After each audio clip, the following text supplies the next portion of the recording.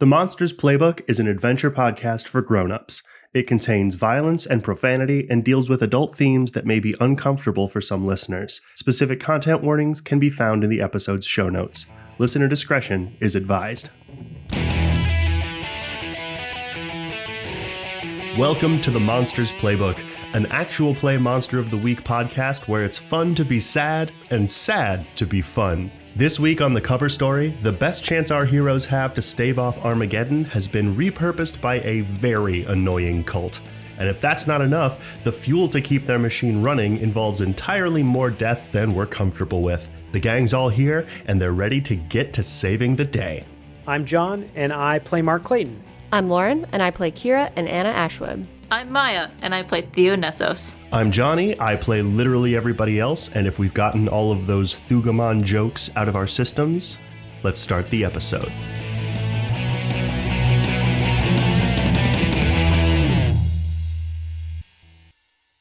So there you are still at the Dawnbreak headquarters, I believe, and Edgar has just told you that there has indeed been an attack.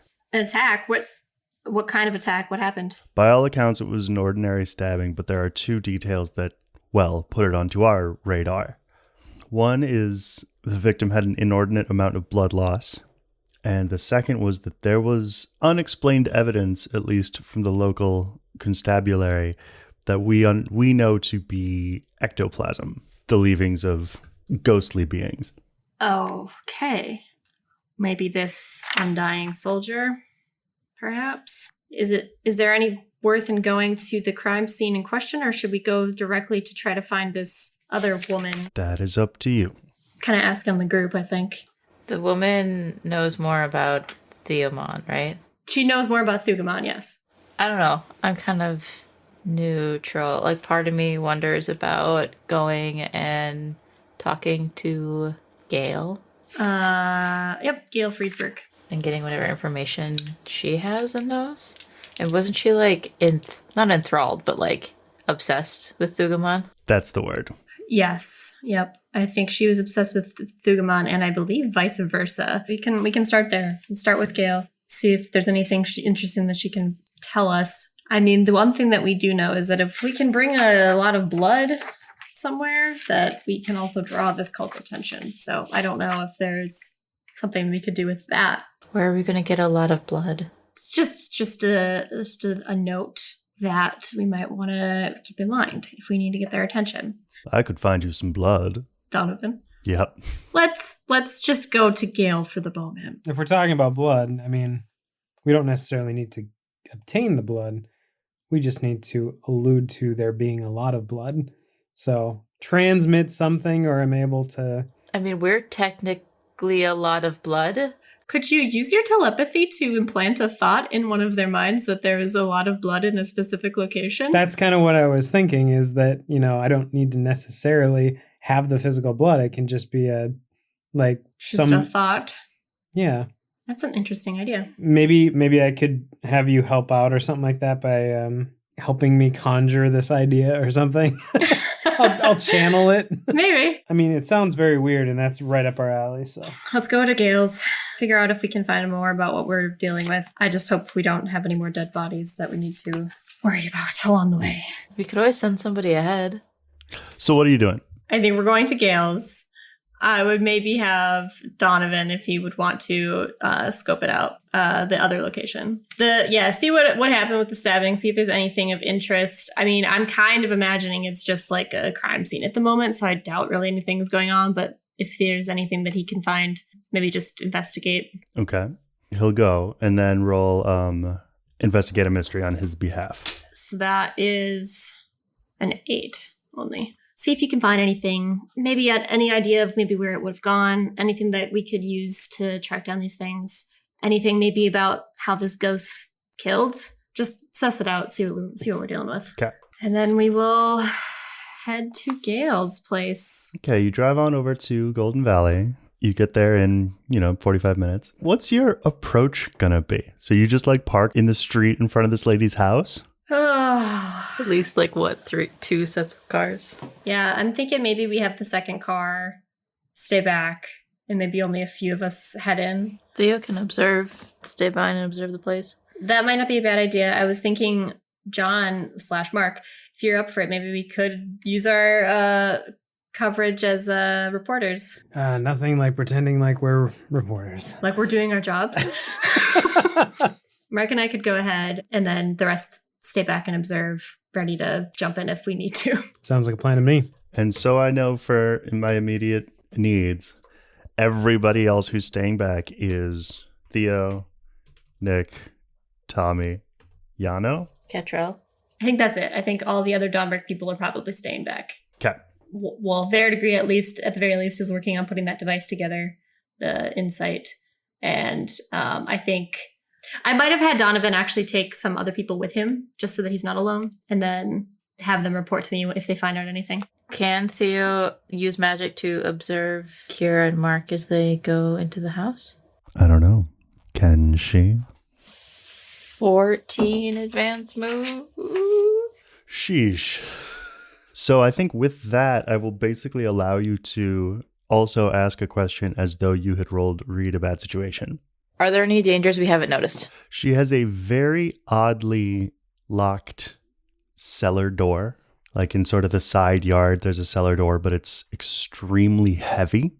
Looks almost like a fallout shelter. So Mark and Kira will head up to the front of the house. Okay. I think Mark on his way up is like reciting how to be a reporter again. He's like, hello, I'm from the Daily Tuba. Hello, I'm from the Daily Tuba.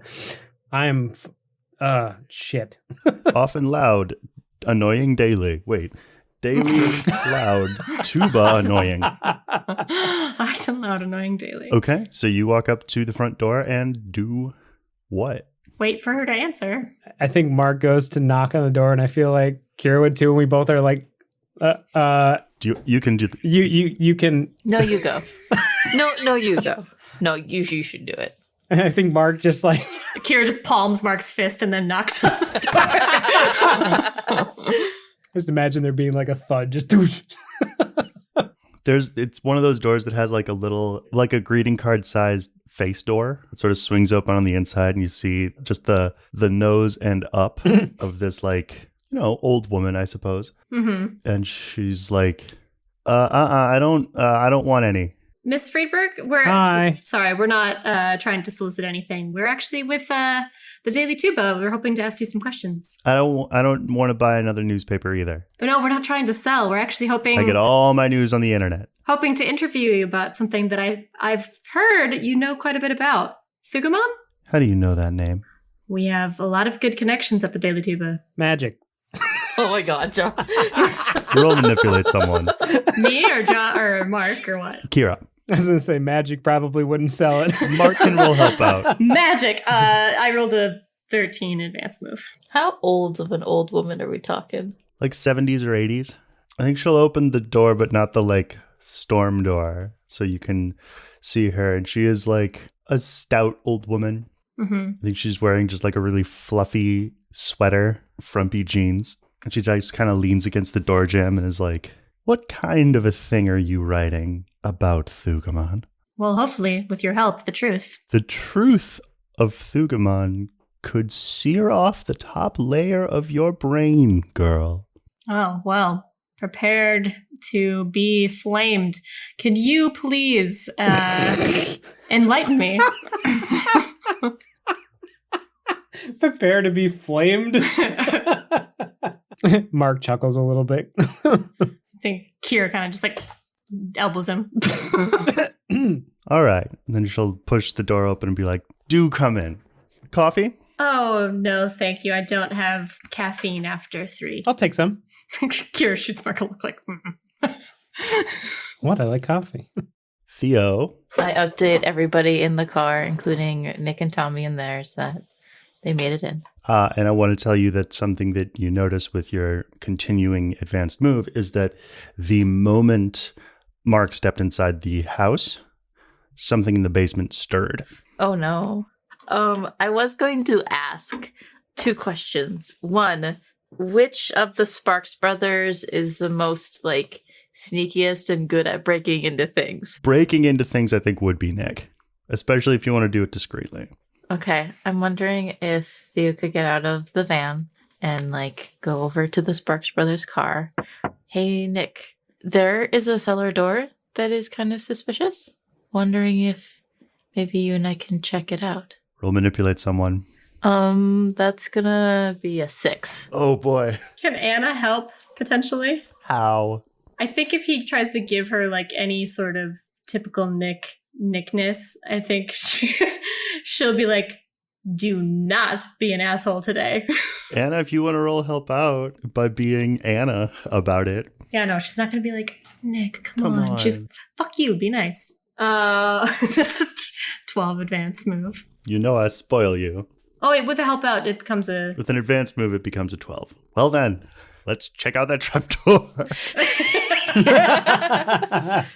Just a heads up, when Mark entered the house, something down there stirred, so there might be something down there. So bring your biggest gun. I think Nick and Tommy will look at each other, and then they will both say at the same time, he'll bring the second biggest gun. I'll bring the second biggest gun. What's the first biggest gun? Not yet, kid. Okay, so yeah, he will go into the back. Maybe I'll let you weigh in on this. Would you prefer him to bring a shotgun or a rifle? Okay, do rifle. So yeah, he will bring pretty huge gunmetal gray rifle. It's got a clip that's like double the size of Nick's hand. It's fluted at the end. Or fluted in the... I don't know what fluted actually means, but it spreads out at the end. Fluted is the detailing on the barrel. Fluted on the barrel. I know guns. I know things about guns. I think they're great. I'm not scared of them at all. Let's try and go as stealthily as possible. You got it. Roll act under pressure. 11. So yeah, you two crouch walk over, and I think with some luck, you don't believe anybody else in the neighborhood is looking at you. And you sidle up to this huge metal door. It's got like a big... like a valve, like a wheel to open it, and it also has a like a 5-digit number entry with rotating barrels. Any idea how to get into that? If you can give me some time, I can try to crack it. Yeah, I'm not in a rush.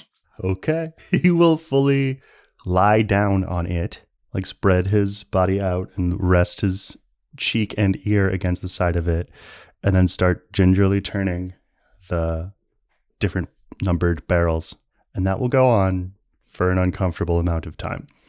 Inside, Mark, a hot mug of coffee has been placed in front of you, but worth noting, you can see all the way to the bottom of it. It's not very strong. I think Mark takes the drink and just kind of swings it around. And is there like coffee grounds in it? Or is it just like... No, I think she made it with like a Mr. Coffee. It's not ineptly made. It's just poorly made. Thank you. Then she'll sit down across from you with a mug of her own that she will dilute again almost half with skim milk. Can I read a bad situation on this coffee? Sure. 8. What do you want to know about it? Has anything been added to it other than coffee? She took this mug from a different cupboard than the one she took her own. Oh. Nothing was added to the mug. Can I secretly boil the water? Sure. Roll use magic. 8. Here's what I want to say.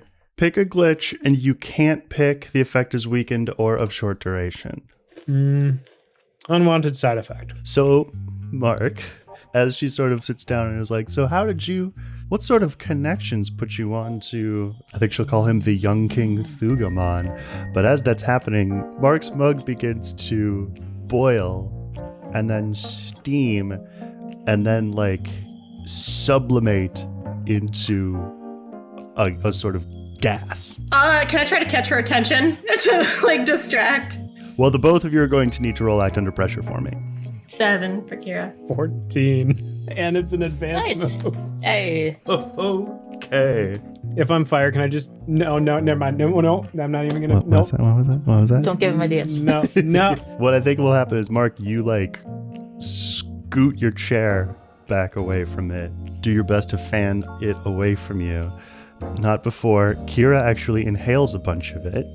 Well, not a bunch, just a little bit. Okay. And then you breathe it out. Whoa, what?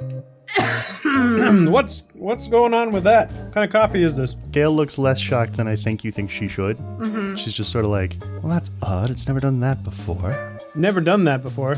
This is coffee, right? Yes, that's right. It's coffee. And as she says that, Kira, you hear her say, coffee.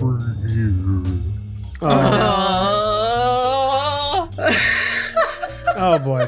And everything goes a little bit blurry. Mrs. Friedberg, I have some questions for you. That's fine. I have questions for you also. Let's do 1-to-1. What do you say? She's trying really hard to focus. Is it noticeable? Like, can I tell that she knows what's going on? Is it obvious to me that she's like struggling right now, or is she hiding it pretty well? Yes. I think she may be hiding it from Gale, but you guys are pretty good friends. Okay. I think that. I see. Theo still able to like observe and keep an eye on Kira and Mark? Mm-hmm. So Theo can see this happen? Mm-hmm. Her. Okay. Gale, you said your name's Gale. Tell me what, No, that was a question. Yes, my name is Gale. What's your name? Oh, we didn't tell you. I'm Kira. You are oddly compelled to tell her the other names too. All of them? As many as you have. I'm Kira, and I'm McCleary, and I used to be Anna, and I am Ruth, and Amber, and Volka. I think Mark chimes in and is just like, Kira, are you drunk? Are you okay? Mark, roll manipulate someone. 8. Okay, so you are able to sort of stop before she lists entirely too many. Like, I think before she gets to the I used to be Anna part, and just be like, make enough noise that you distract Kira away from it, and you have the table's attention. Kira, why don't we... Your turn. I think Mark just turns and is like, go on. So too does Gale. Where does Thugamon's followers congregate these days? Congregate. It's one of those. It's one of those words. Congregate. Can I use mental dominion when she asks that question? To do what? To compel her to answer? To compel to answer but spill the beans about who she is and what she's doing. Why don't you roll that? 7. You can give her one command. What are you hiding from us? Which question do you want the answer from first? Congregate one, since I asked it first. Yes, because I think this happens after she says that. Congregate. Have you ever heard a word so many times it just loses its meaning? I feel like Dockers is chiming in by this point. Congregate. Congregate. Words are weird. Weird. We are weird. Weird. Words are weird. I feel like Mark is just standing there and this is happening between both of you. Just like, Mark just what is like happening? fed up. Like, oh my God. Well, these days they meet in the Golden Valley Lutheran Church. And then she turns to you, Mark, and says, do you mean the simulacrum in the basement? Yeah, tell me about that. No. Simulacrum? What do you mean no? You just told me about it. No fair. What do you really want with the young King Thugamon? See, we're special types of reporters. We're here to solve something. She'll turn to Kira and be like, is that so? Kira, roll act under pressure. Even though I know how this is going to go. 13. Advanced. Okay. So you are, I think, able to shake yourself free of the drug's influence and can answer however you want. Just speeds up. That is so. We are special kinds of reporters. We report on weird things. Weird things like the cult of Thugamon. Cult. Well, he certainly has a following. So did Jesus. So did Abraham. Is that how you see him? Why do you follow him? Oh, those men were just humans. Just men. Taps a finger on her coffee, takes a big old sip. Well, you see, my friend and I aren't exactly human either. I want Kira to pop her wings out. She arches her eyebrows and then looks up at you over the top of her mug. Aha. You have an interesting trick too, I'm sure, Mark? Thugamon means nothing to the Prince of the Sky King. Drops mic, walks away.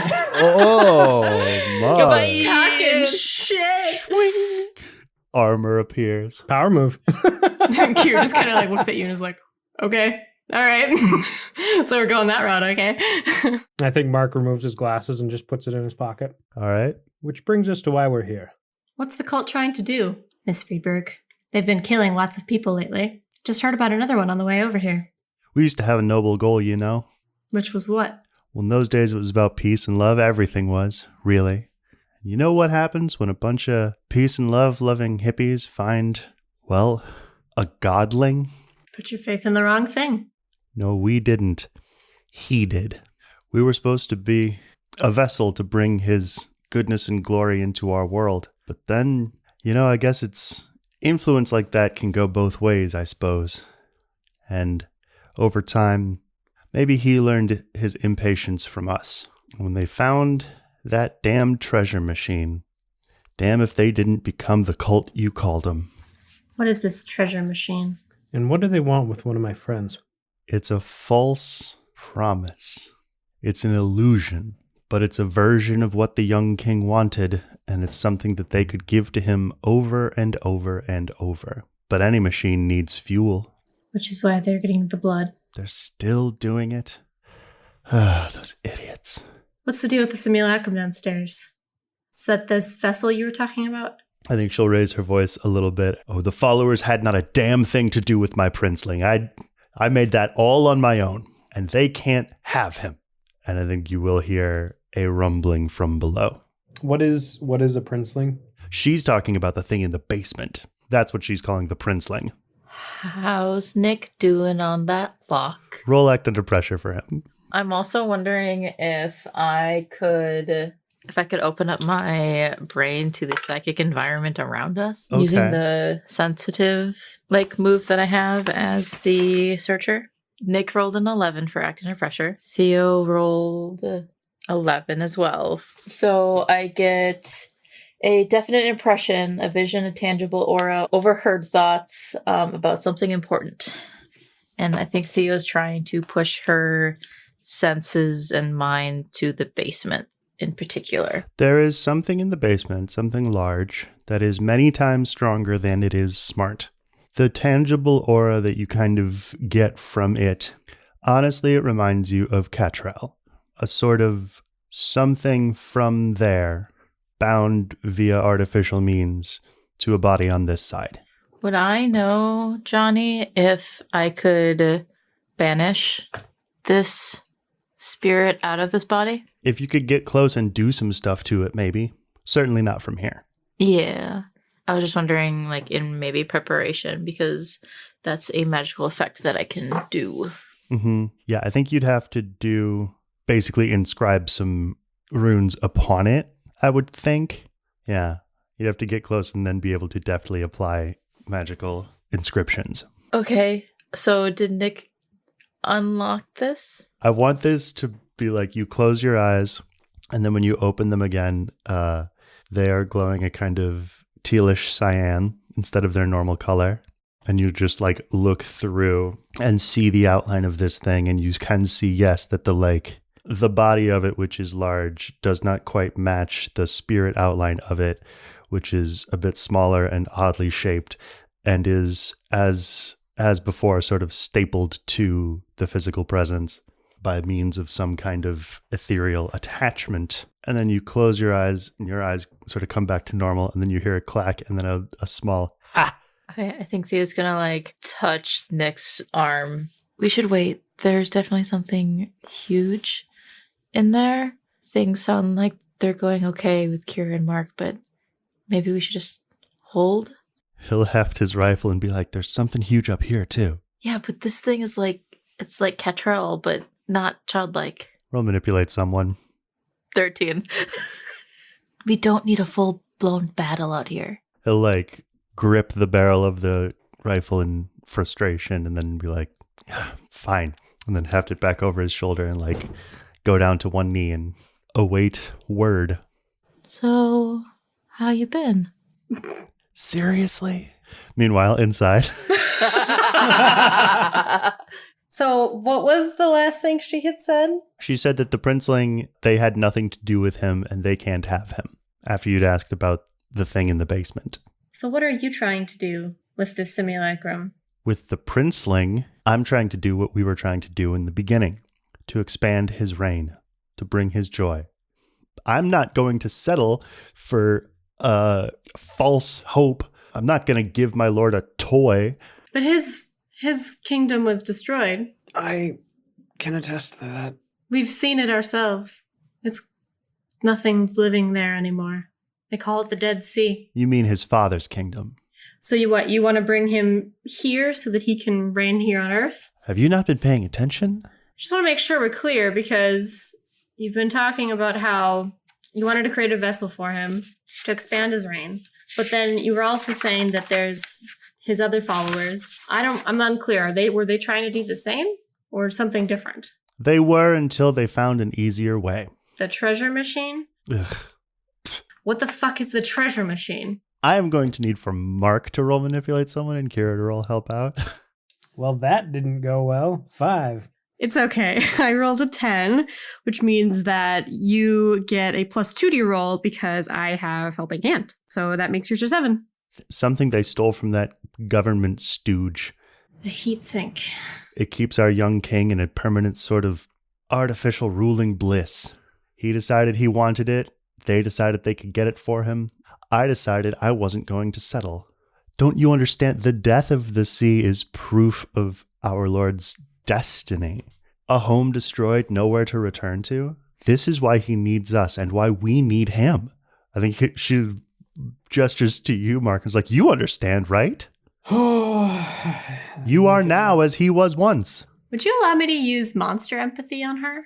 Okay. So I have to roll plus charm. Okay, so I rolled a 10, so I get 2 holds. I'm wondering if I want to ask her what would it accept as good enough for now to like cooperate with us is kind of what I'm like trying to grok. She's mentioned the treasure machine. Mm-hmm. More or less, like I'm trying to know like what would convince her to like that we believe her or that like we want to get this heat sink away from these people or what, you know what I mean? If you can convince her that what you want is to take the treasure machine away from them, she would be in for doing that. Okay. And I have another question, so I guess I'd ask, what does it most desire? To bear the young king's child. Oh,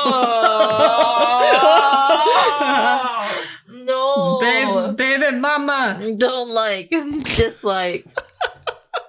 Kira picks up all of these vibes and she just kind of goes, Mark spits out coffee he doesn't actually have. Mark conjures coffee to spit out, picks up her mug, takes a big sip, and spits it out. The treasure machine that you're talking about is actually why we came here in the first place. To us, we know it as the heat sink, and we very desperately want to get it away from these people. And we could do that, but we might need your help. You'll need more than just my help. And she will slam a foot on the ground, and from below you'll hear like a... Oh, God. Oh, my God. Hey, it sounds like Ack. Waking him up, I see. Don't be stupid. He doesn't sleep. Of course not. Through him, all things are possible. What do you know about this this treasure machine? What can it do? How are they using it? Roll investigate a mystery. 9. Okay. I can tell you one thing about it, and it's a version of the truth because it's what she knows. So the story from her perspective is that over time, she blames as a result of the inevitable disgustification of any 60s or 70s era religious commune. Their like base humanity rubbed off on him, and his goal shifted from like healing the world to ruling it. And the treasure machine basically has, from a certain perspective, the shape of an entire world that as long as they can keep it running for him, he can effortlessly rule over that. Oh, so he's kind of like almost like in a simulator in a way. That's not how she'd put it, but you could interpret it that way. Do you know anything about this Undying Soldier that they have? Not with an 8.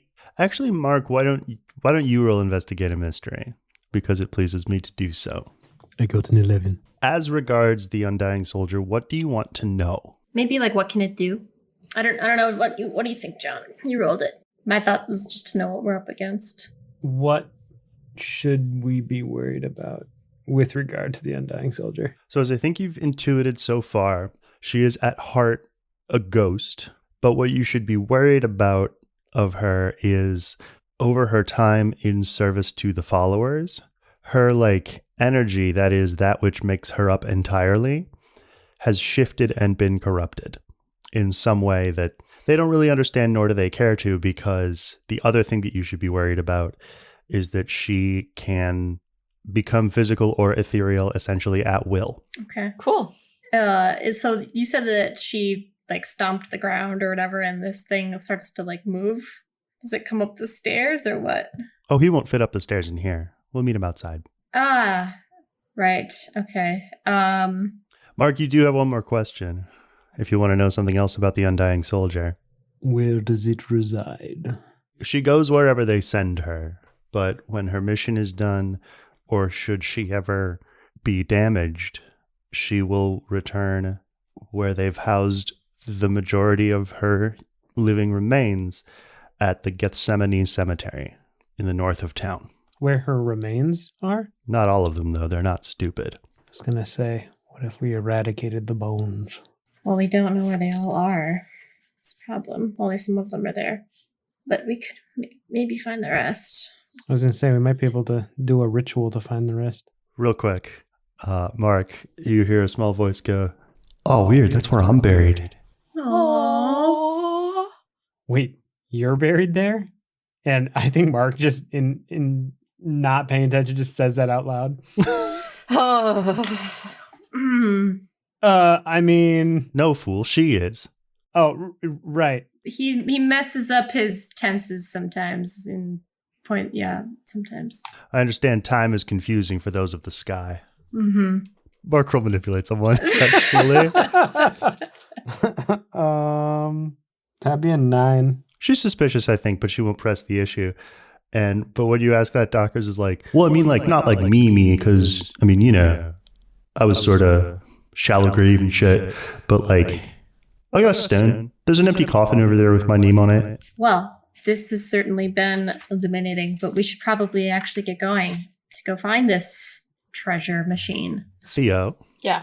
you were going to say and do something. Well, I think Theo like hits Nick and is just like, hey, we they might be coming out here. We might need What? to. I'm waiting. Okay, but they might be coming out here. Can you lock this back up? Yeah, just let me. And then he like reaches towards it, and Uh-oh. the valve begins to turn. Like something's coming. He looks at you, eyes wide, I think grabs your wrist and runs you to the back of the house. Okay. From the safety of which you see the door get thrown open, these metal doors slamming into the grass. And then you just, at first, just hear the stomps. And then you see a hand, probably as wide as like your shoulders, reach up and land on the outside ground. And then just this hulking, grayish, hairless, shirtless figure walks up and out and kind of looks left and right. And you can see that it's it looks like long dead and almost waterlogged. Like its lips are purple. Its eyes are just grayish cloud. And it's wearing like navy blue cargo pants and huge, must have been custom made boots. How tall is it? Probably like 7 feet. Like Andre the Giant. Something like that. Like not necessarily inhumanly large, but superhumanly large. Mm-hmm. Okay. And you see it just kind of stomp casually towards the front of the house where it stops. And then Gail looks out the front window and says, "Well, we're ready when you are." Right. Okay, I guess they'll come with. I don't love it, but whatever. Kira will walk outside. Mark will walk outside. And as I think again, as you come into view, Mark, this thing will like sort of rear up like a dog that's just seen a squirrel and like look at you and sort of like make halting moves towards you before Gale goes, tut, tut, tut, and like hunched kind of waddles over to him and is like, it's fine, hey, and like pets him on the cheek. He's like still looking at you, kind of growling. Shh. They're okay. You're okay. I think Mark makes a growling noise he didn't know that he had. What's that growling noise sound like, Mark Clayton? Like your cat's Like Fletcher. purrs. Mark purrs. I didn't expect to like that, and I didn't. So where do you all want to go now? From what it sounds like, we have maybe 2 different places to check out. Either the church, the congregation where the followers all go, or maybe the cemetery. I am wondering, have I heard anything more from Donovan at this point? Yes. So I'm interested in cemetery. what do you want to know about the crime scene? If there's any like clues maybe on like where the thing went, possibly after. If there's like the ectoplasm that was left behind, maybe there's like a trail.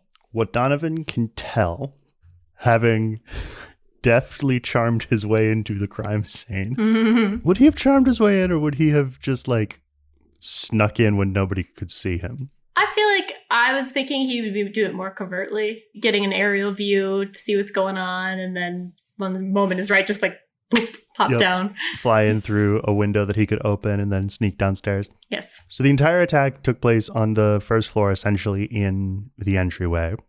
And it does appear to have been done by means of a pretty jagged but sharp dagger. He can tell that post-mortem a good deal of blood was removed by means of a sort of intravenous suction. And then the placement of the ectoplasm is suspicious because it does go through a number of walls in what would essentially be a straight line. And I think in collaboration with you of figuring out where that house is in relation to the 2 places you're considering, it does appear to have gone towards the cemetery. Okay. Well, maybe what we do is maybe we go to the cemetery so that we can deal with the ghost. And if we need to draw the rest of the cult people there, we can try that other thing with the blood that we were talking about by maybe using tune-in or telepathy or something to maybe bring them to us. I feel like if we know that the ghost's part of her remains are there, it might not be a bad idea to figure out where her grave is so that we can maybe get one of those bones and figure out where the rest of them are. Maybe do some sort of spell. So I vote cemetery. I vote cemetery too. I think we have some opportunities there that we need to deal with. Do the Sparks brothers have some of those chains? Of note, I think I want to have like Theo, you can hear a small of Nick's like very low volume walkie-talkie, and you can hear Tommy's voice being like, I guess we're not scared of the giant monster thing in the front yard anymore? Turn that off. You're going to give away our position. Do the Sparks brothers have, I forget the... Oh, you were wanting like restraints? Yeah, I'm wondering, because I can't remember, do those chains actually work on ghosts? Because they were like special chains. Mm-hmm. They like had magical restraints. Did the Sparks brothers have them? Because Casey had took those from the Invisible Family. No, they had their own. Well, if you'll recall, during the season 1 finale, they had some sort of magical chains. I think they haven't used them on ghosts. Uh-huh. Would they have something maybe that would work on a ghost to restrain it, or? I think technically to restrain a ghost, all you would properly need would be cold iron. Usually what they would use would be a circle. If you can get it into pre-prepared circle, usually with salt or chalk. As long as you don't break the circle, you can trap it. Okay. Yeah, then I would make sure that we would have some of those materials, because Anna honestly has one of her abjuration effects can do that. Does that, yeah. So I'm just kind of wondering if maybe we could simulate that and maybe plan, if we could try to draw the ghost's attention, we could maybe try to trap it when we get there. So yeah, I think cemetery is the way to go. Yeah, Kira will go back over to the Sparks brothers and like sees Theo and Nick maybe around the corner.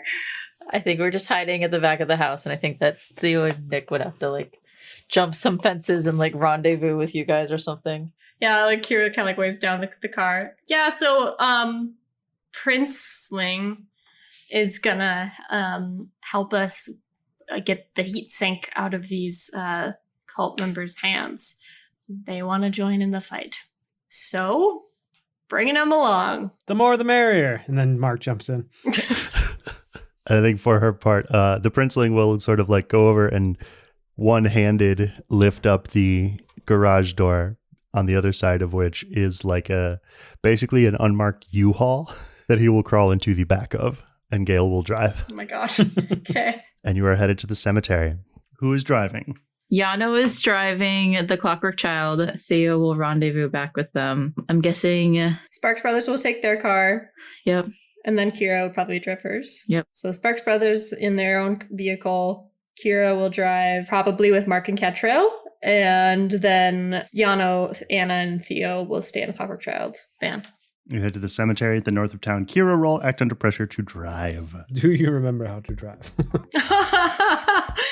6. Oh. Let me just put this into reverse. Johnny is so excited. I am so happy. Unless I get any bonuses, but I don't think I do. Could I roll help out for Yano? You can roll read a bad situation. I think Kira's still delirious from the coffee incident.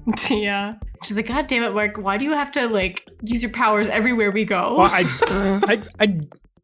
Well, I guess I did use powers there. I was going to say I just did a weird flex, but that's about it. Yeah, and then I got stoned with some truth stuff. In his defense, it was a good plan.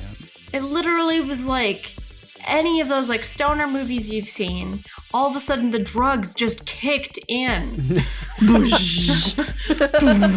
Distortion noise. So I rolled a 10. Okay. You and Yano, I think, are aware that your convoy has either been followed by or somehow coincidentally linked up with another convoy. A group of also dissimilar cars that all seem to have similarly dressed drivers. There's 4 cars with a total of 9 people in them that all have the same pale blue robe. Oh. Otherwise, they're just sort of 50 to 70-year-old folk. Ah, the nuns. I mean, you're probably not far off. Hey, Anna. Yeah. Do those people look like cultists to you? I mean, either they're in a choir, they're doing a sister act reenactment, or they're cultists. I would think maybe cultists, just because that's kind of what we're dealing with. But yeah, and they're kind of going the same way that we are. I kind of think that maybe this is Thugamon's cultists. Mm-hmm. This is Thugamon's team. Probably. They've caught wind that we're maybe on the case or something. Johnny, could I do a thing? Probably. What kind of a thing? I'd like to dig into one of my many pouches and pull out my nails, and magically shoot them towards the tires, and try and pop the tires of their car. Wait, what? What if they're going with us? No. Which car is Mark in? Kira's car. Okay, so you're not with Anna and... Never mind. And I don't think we've established that you put up Sky Knight so far. Yeah, no. Sorry, bud. So can I roll use magic? Mm-hmm. Theo rolled an 11, so she's gonna... I'm guessing the van is crank windows? Yeah, absolutely, it's crank windows. Yeah, so Theo's gonna crank the window in one hand, float and levitate these nails, shoot them out the window at these tires. You do that, yeah. So the driver of the car next to your car, eyes wide, kind of look to the passenger and say something, but you can't hear them. They're like, and they'll just sort of gradually pull over. The person in the passenger seat, you will see them pull out a walkie-talkie, but then they'll sort of fade back and out of sight. All of the rest of you see this car kind of driving parallel with the Clockwork Child van suddenly blow a tire. Oh, shit. And just and pull over and slow down, and you guys go past it. And you're like, that was kind of fucked up. Weird. Theo gives Anna a high five. Nice work. I think at that, Mark is going to open Skynet. What just happened? Nothing. That was weird. Theo? What? They were following us, and they're really suspicious, and they were probably cultists because they were wearing robes. Either cultists Sister Act reenactment, or maybe graduates, we're not sure, or probably cultists. Or maybe a choir. Yes, probably a cultist. Of note, there's more than one car containing cultists. I was gonna say there's several cultists around us right now, so I don't know if they're after us. No, but if they're going to the same place as us, like to fuel the treasure machine, then like why not slow them down? Are the other two cars still going? Yes. Oh, I'll blow their tires too. Will you? As we're Yes. talking, doosh. Pretty much. Oh, that's a 9. Pick a glitch. Does our passenger react to this at all? Well, they're driving their own car. They're in their own car, yeah. Oh. It's just me, you, and Catrell and Kira's car. I'm going to use my ancient magics to negate this glitch, but I'll take -1 forward on the next roll. I love that. So, the same thing happens to another of the cars. This one is station wagon. Other car begins to drive a little bit more aggressively and suspiciously. I don't know how you clock that, but you do. Yana points it out. Could Anna find like a spell, maybe quick in the book that like is a equivalent to like just like a fucking jinx like type thing where she just like futzes with like the cars like wheel or something. And a roll investigate a mystery. My favorite thing for you to roll. Hey, she didn't do terrible. 9. Can I help out since we're the ones causing mischief? Yes, but you'll do it -1. Fuck. Fuck it, I'll do it. That only gives me a +2. 12. Advanced move. So yeah, that's 12 then. You're flipping through the book and you find something. You're like, I found a jinx spell. And Theo like looks back and is like, does it say jinx or jank? And you're like, oh, it does say jank. Okay. Keep looking. Is there like maybe like an oil spill like one, or maybe like like overheating and you could like overheat like the engine? What are we global warming? What are Well, no, you could like overheat the engine and make them like their engine start to smoke. I mean, I don't know a lot about cars, but What you find is corrode. corrode. Okay. Ooh, this one. Corrode. It's a corrosion spell. That'll work. oh yeah, that would totally work. Yeah. I want to like corrode the axle on the car, like on one of the wheels. Roll use magic. 11. So this will be another chanting spell. You'll have to hold the image of the axle or the strut in your mind.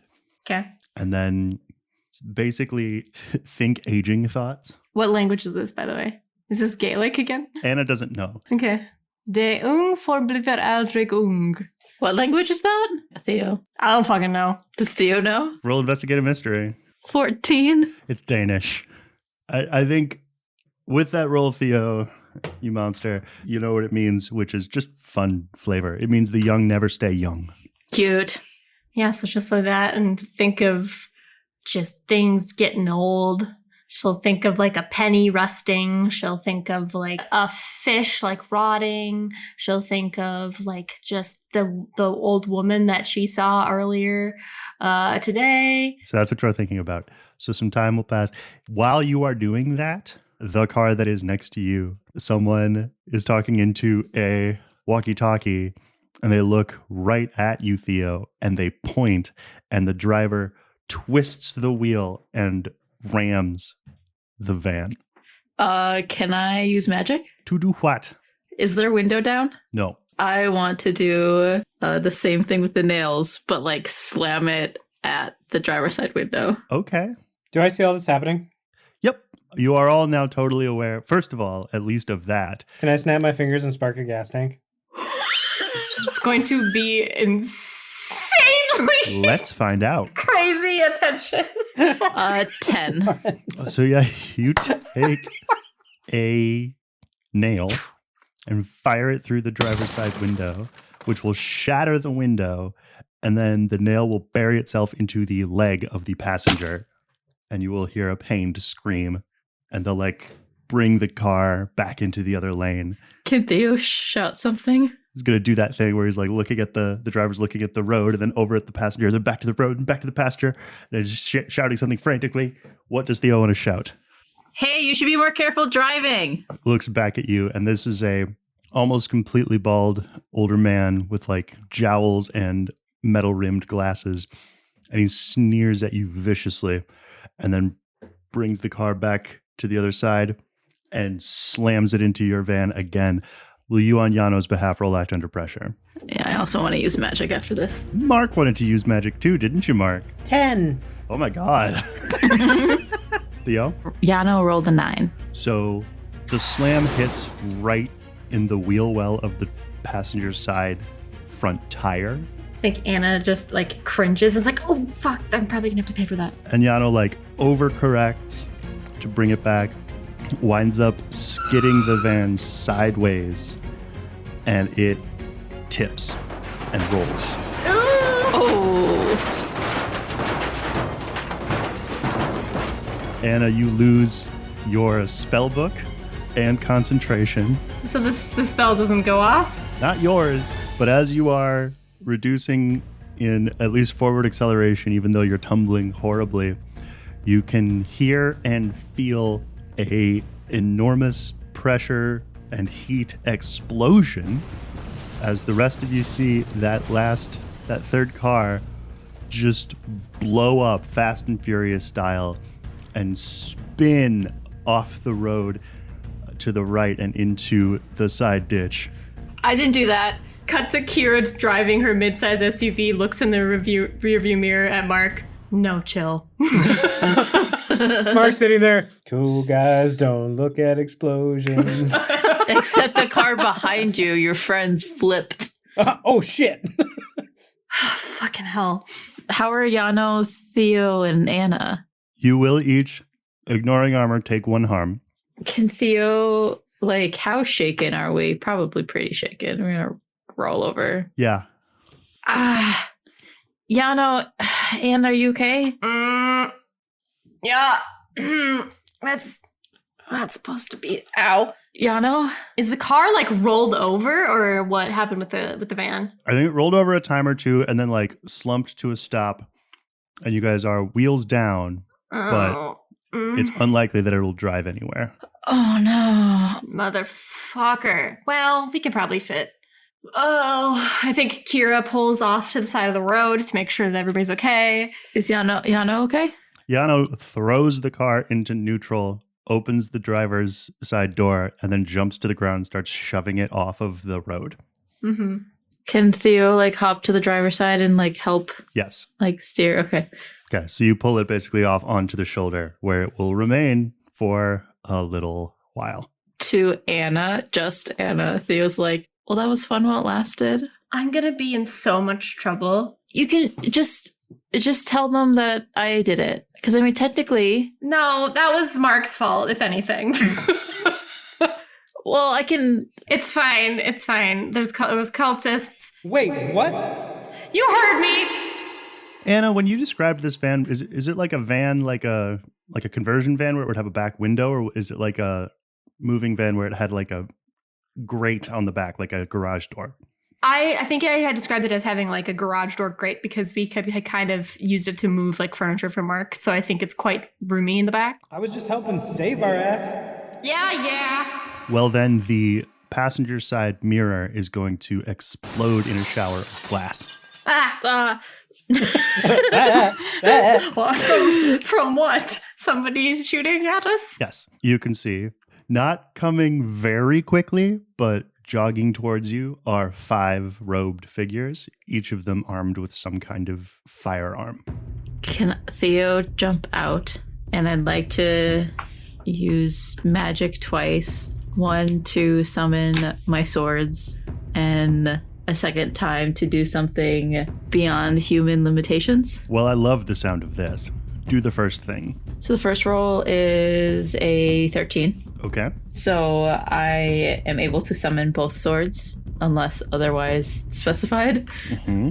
And you are in at least nominal control of each of them. I rolled a 10 to do something beyond human limitations. And what would you like to, do? I would like to be able to run extremely fast. Naruto run.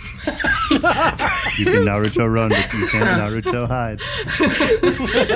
Pretty much. And I would, as fast as possible, like flash fast maybe, be up in the face of 2 of these people and slice at them. Okay. Can Anna... no, she lost control of that spell. Because how long did she have to cast that spell? Like, how quick was it? That corrosion spell? It would have been like probably a few more seconds. So it only takes like a few seconds to do it? Yeah. I think she's pissed that she didn't get to do it because it sounded cool, and she's going to try to corrode one of their guns. Yeah. Roll. I do need you to roll to use magic. 11 again. Sick. Okay. Theo jumps out of the driver's side door, kind of standing next to and in front of Yano, who is pulling out a gun. And then I think, as I see it, you like reach back, eyes closed, take out these two scimitars, take a deep breath, and then sort of almost fall forward, and then shoot like a cannon, like almost leaving a gust of wind behind. And then roll kick some ass. Are there just like a bunch of cars around us?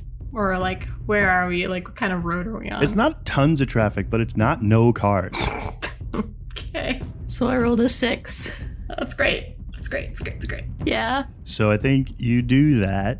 You slash at one, and then you like spinning slash at another. But your scimitar just gets a blade full of robe in each case. And as you're kind of like, wait, did I get slam in the back of the head? One of them has used their rifle like a baseball bat. Well, Theo! Anna's like screaming. That'll be 2 harm, and you have another pair of guns now pointed at your head. I think Mark yells, Theo! And then runs over and tries to... I think he just does a wipe of fire across all these people. I definitely imagine like Theo's like facing you guys. There's 2 guns pointed at her head. Her eyes like lock with Yano, who's like, what, drawing a gun, you said? Yep. I think Kira from like a distance will just straight up start life draining one of these ones. All right, Mark roll use magic. Kira roll kick some ass. 10. It's an 8 for Kira's kick smash. Okay. So Kira, your like life-draining tentacle is sort of ethereally soaring down the street. Mark. Naruto run. I'm thinking more like a firebending style whip, where you like bring your arms up and out and back and thrust them forward, and then this like line of fire, like the tracks of the DeLorean, is just going down the road. At the last moment, both of them swerve out of the way as one of the robed figures has pulled out and put on a mask to stand in between you and Theo. And they say in a voice loud enough for you to hear, I wouldn't do that if I were you. And I repeat back in their head, get fucked. In your head, you will hear the gifts of a prince pale in comparison to those of a young king. Try me. Can you move faster than a bullet, boy? To attack unprovoked is most unkind. Who are you? Better question is, who are you? Mark, roll manipulate someone. That would be at 12. Okay. If you don't know who I am, your eyes fail you. And then I think there's a sheen of my armor. Fascinating. Isn't it? I am Roscoe Transom, the vizier of his court, Mark Clayton. prince of the sky. Glad we've established who we are. Our young king has his kingdom and makes no play for yours. Explain this act of aggression, or I can't be responsible for what happens to the witchling. Hey, Johnny. Mm-hmm. Could I use my woman with the plan hold to have said that Nick and Tommy are in the wings ready to strike? Tell me what the plan was. Are their bullets faster than a werewolf? I sort of imagine that, like, as Mark and Kira were getting out of the car and they were running up, and then Kira sees this thing and she like kind of had like her thing going. I think Nick and Tommy maybe were like around a corner. Kira sees them and is like, gives them a little like hand gesture, like, go around. We're gonna, what's the move? Pincer them? Yeah, so as you guys were all pulling over, they bailed out of the car, went into like a row of trees, like a roadside row. They went through there, and honestly, because it pleases me to do so, I'm imagining that Tommy turned into a werewolf and gave Nick a piggyback ride. And then here's what happens. At that moment, Anna's corrode spell makes one of the guns pointed at Theo rust and crack and melt, and so you, Theo, hear crunching and splitting, and someone go, what the hell?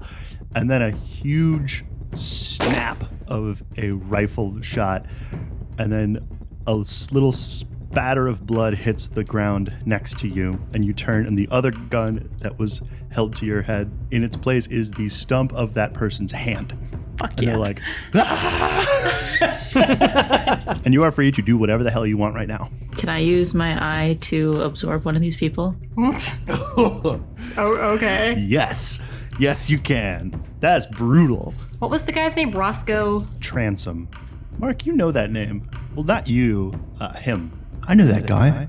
What do you mean you know that guy? I used to deal him weed. He was like 14, but he was cool. So like, Hey, you want to get high? So you ask that, and then Theo does a second thing.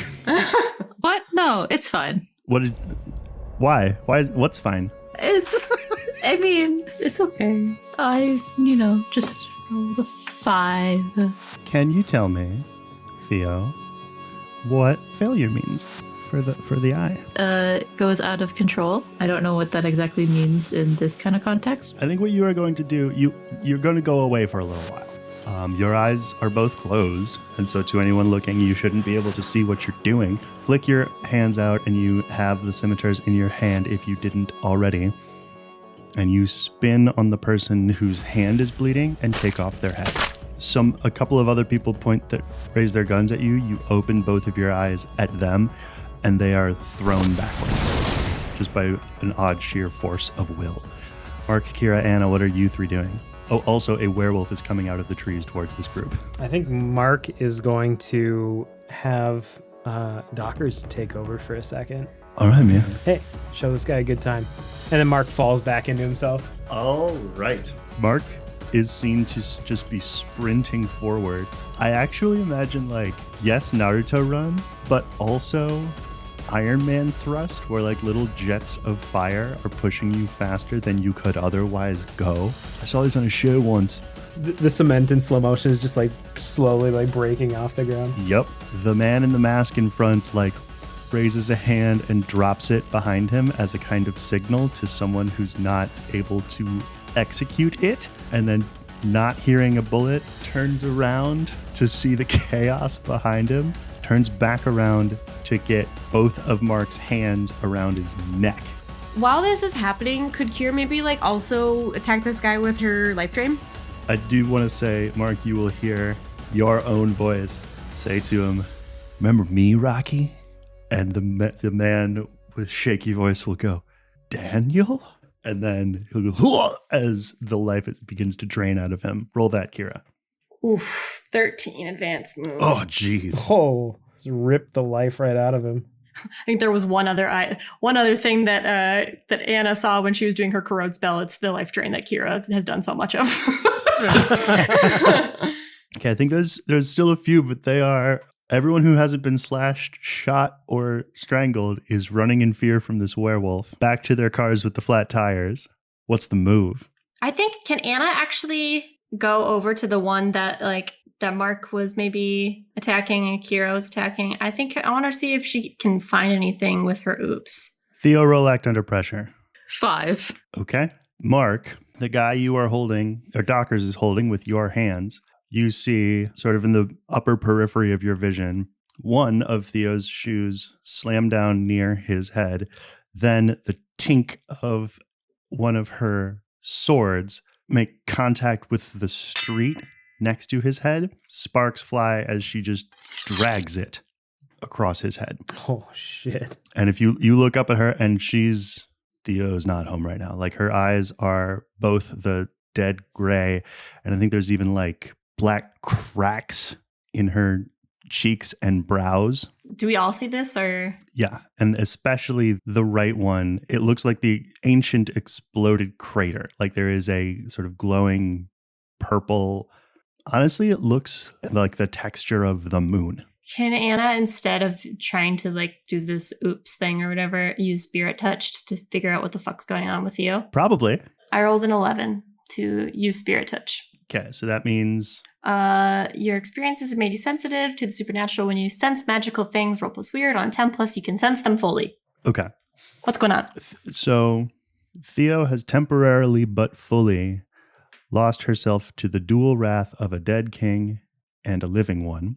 And I think due to the nature of her summoning this power, it is driven fully and exclusively by bloodlust. Would Anna know, what's the best way to help Theo? Render her unconscious, I think, would be the easiest way. I got a 9 on mental dominion. Okay. Hunters can choose whether they do it or not. So I don't know who makes that decision, the person in control or the hunter themselves. Right now it's me. I'm still cool with it, though. So tell me what command you give her, and I will tell you what happens. Kiss Mark. What? Throw off the balance. You tell this thing to kiss Mark? Okay. So you look up, you see Theo, and you see not Theo. You see her scimitars, you see her eyes, and you, with your compelling voice, say, "Kiss Mark." Her brows furrow for a moment. Then she releases both swords, which instantly disappear, and she grabs you by both sides of your head, pulls you in for a passionate kiss, which starts to get a little hot, bitey. I mean, I would have used the word maybe desperate, but okay. But that's not what's happening. Violent. It's rough, and not maybe in a hot way, unless you're into that sort of thing. I think Anna's like, what am I watching? You will watch Nick Sparks come up behind her, grab her on the top of her head, make some kind of motions / hand symbols on her back, and then pull back, thrust the palm of his hand into the center of her back, and she will like go stiff for a second and then limp. And she'll just collapse into your arms, Mark. I think Mark and his bleeding lip is like, ugh. Anybody want to talk about what the hell that was? Says Nick. It was her eye. Sometimes if doesn't really want to cooperate, and this was one of those times. I think we've all learned an important lesson today. Does anyone have chapstick? Probably. God. I think Anna's maybe gonna just like kind of look after Theo, make sure that like she's okay, that whatever the deal is with this eye, that like it will pass when she wakes up. Yeah, the cracks are already beginning to sort of recede, and the color is slowly returning to her face. Okay. But not to her right hand. It's damage control time, you guys. You've got a sort of bisected head of a masked person. We have no chill. A disembodied hand sitting in the middle of the road, still clutching in the throes of rigor mortis. It's a revolver, an exploded wreck, an unexploded wreck of the Clockwork Child van. This is bad, you guys. And then 2 station wagons pretty far away from you are like on flat tires, backing up, spinning around, and going the wrong way down this divided highway. Listen, we need to get the bodies out of here now. As for the vehicles and stuff like that, I mean, that could have been something else. We just need to get these bodies out of here. Yeah. Are there people like around? Roll act under pressure. We're on a fucking highway, you guys. 8. There hasn't been a car basically since the explosion. A car hasn't driven by, but you can see the glint of one on the horizon. It'll be here any second. Okay. I think Anna is maybe going to like... Do we have any spells to mask this? That's what she was going to do. She was going to actually create that mist that she'd done when she was in there. Mm-hmm. It was called Mist Me? Missed me. That's right.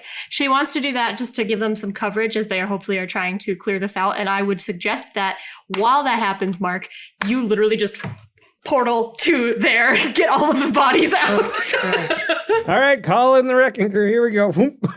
So Anna wants to do that spell. Okay. Anna will roll use magic to do that spell. And Mark will roll plus weird to teleport these bodies. And I think Kira might kind of grab Theo, maybe with Yano's help, and like see if she could get her to like her car or something. I rolled a 10.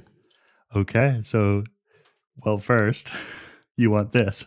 15, advanced move. Okay, so Anna like draws up some energy and then reaches down and touches the ground and then just like explodes this basically circular gust of mist and smoke that just keeps pouring and pouring and rising until you guys are basically inside of a cloud.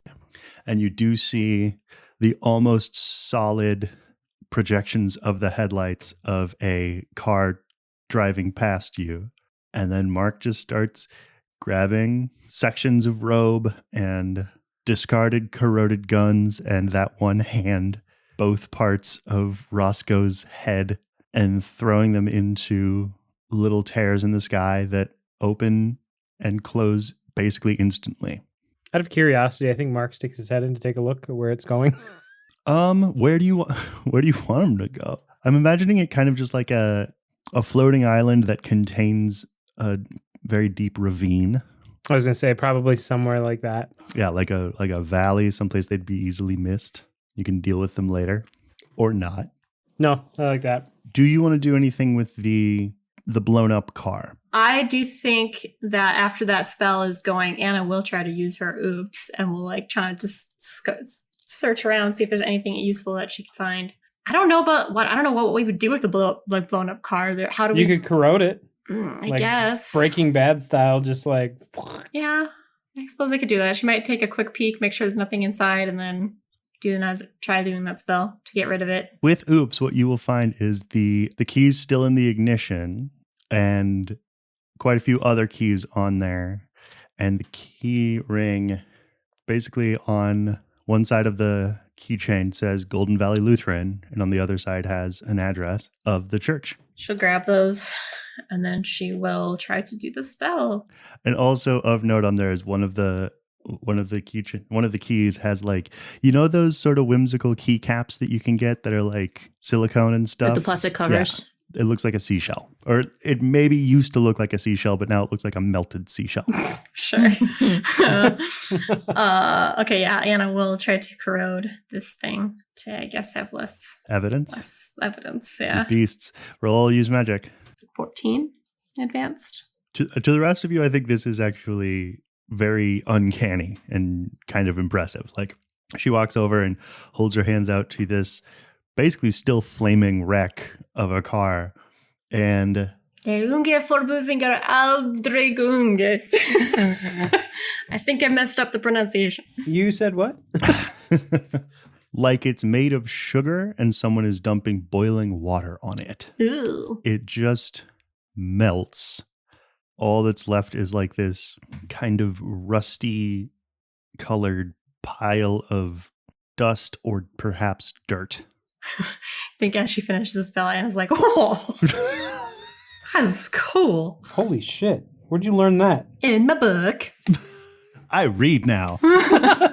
Character development. Okay, we should get the fuck out of here. Yes, let's do it. Yeah, everybody, I think, piles into probably Kira's car, unless the Sparks brothers have room for one more. But I think everybody can probably cramp in Kira's. Yeah. Because there was only 3 people in the other car. As you are piling in, Yana will be like, that was troublingly efficient. And Nick climbing into his car will be like, yeah, stick around, buddy. It gets better. And you'll all climb back in your cars and head off on your way like nothing happened.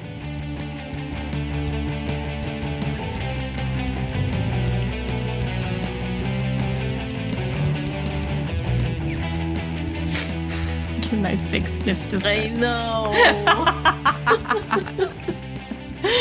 It's all good. Hello and happy holidays. It wouldn't be the holidays without being sick. If you can't tell. Lauren, you have some announcements to share. I'll try to take over most of this intermission for you. I'm here. Miah is here. Yes, I do have a couple of announcements. First and foremost, we actually have a new patron that we want to welcome. We wanted to give you a huge shout out to Dixon for joining our Patreon as an ears agent.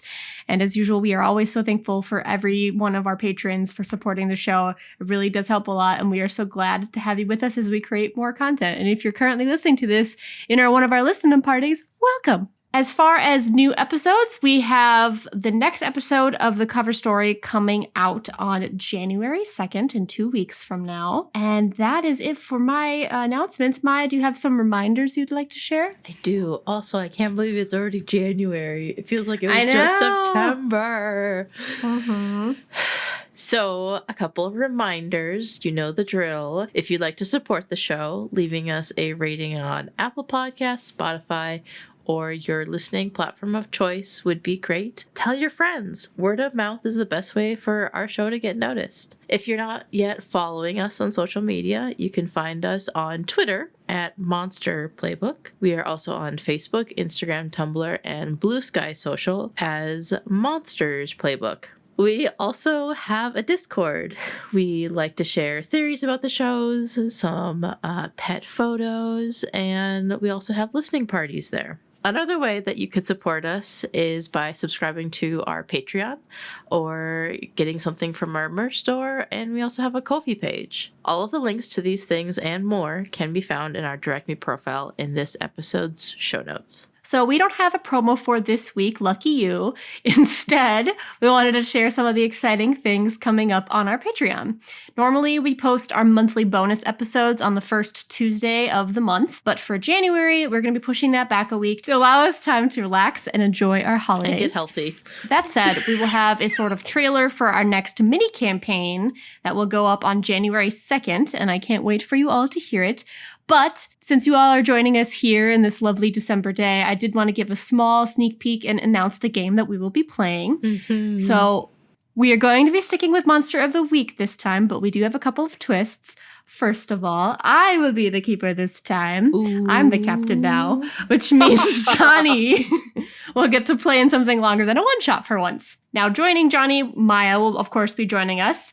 But then we were also going to be joined by two wonderful guest players, Sarah, who you guys all know and love, as well as our good friend Mike. And Mike is, I just can't wait. He's his own brand of chaos. And so we are actually going to be playing one of the new settings from the Codex of Worlds rulebook that came out earlier this year, which is called the Strange Old House module. It's really cool. Basically, the gist of it is that some of the players have recently inherited a mysterious manor. And in our game, the locals refer to this as the House of Graves. And it's notorious for a set of gruesome murders that took place there 100 years ago. So, of course, things are going to take a turn for the weird and all sorts of spooky things are going to happen to you guys.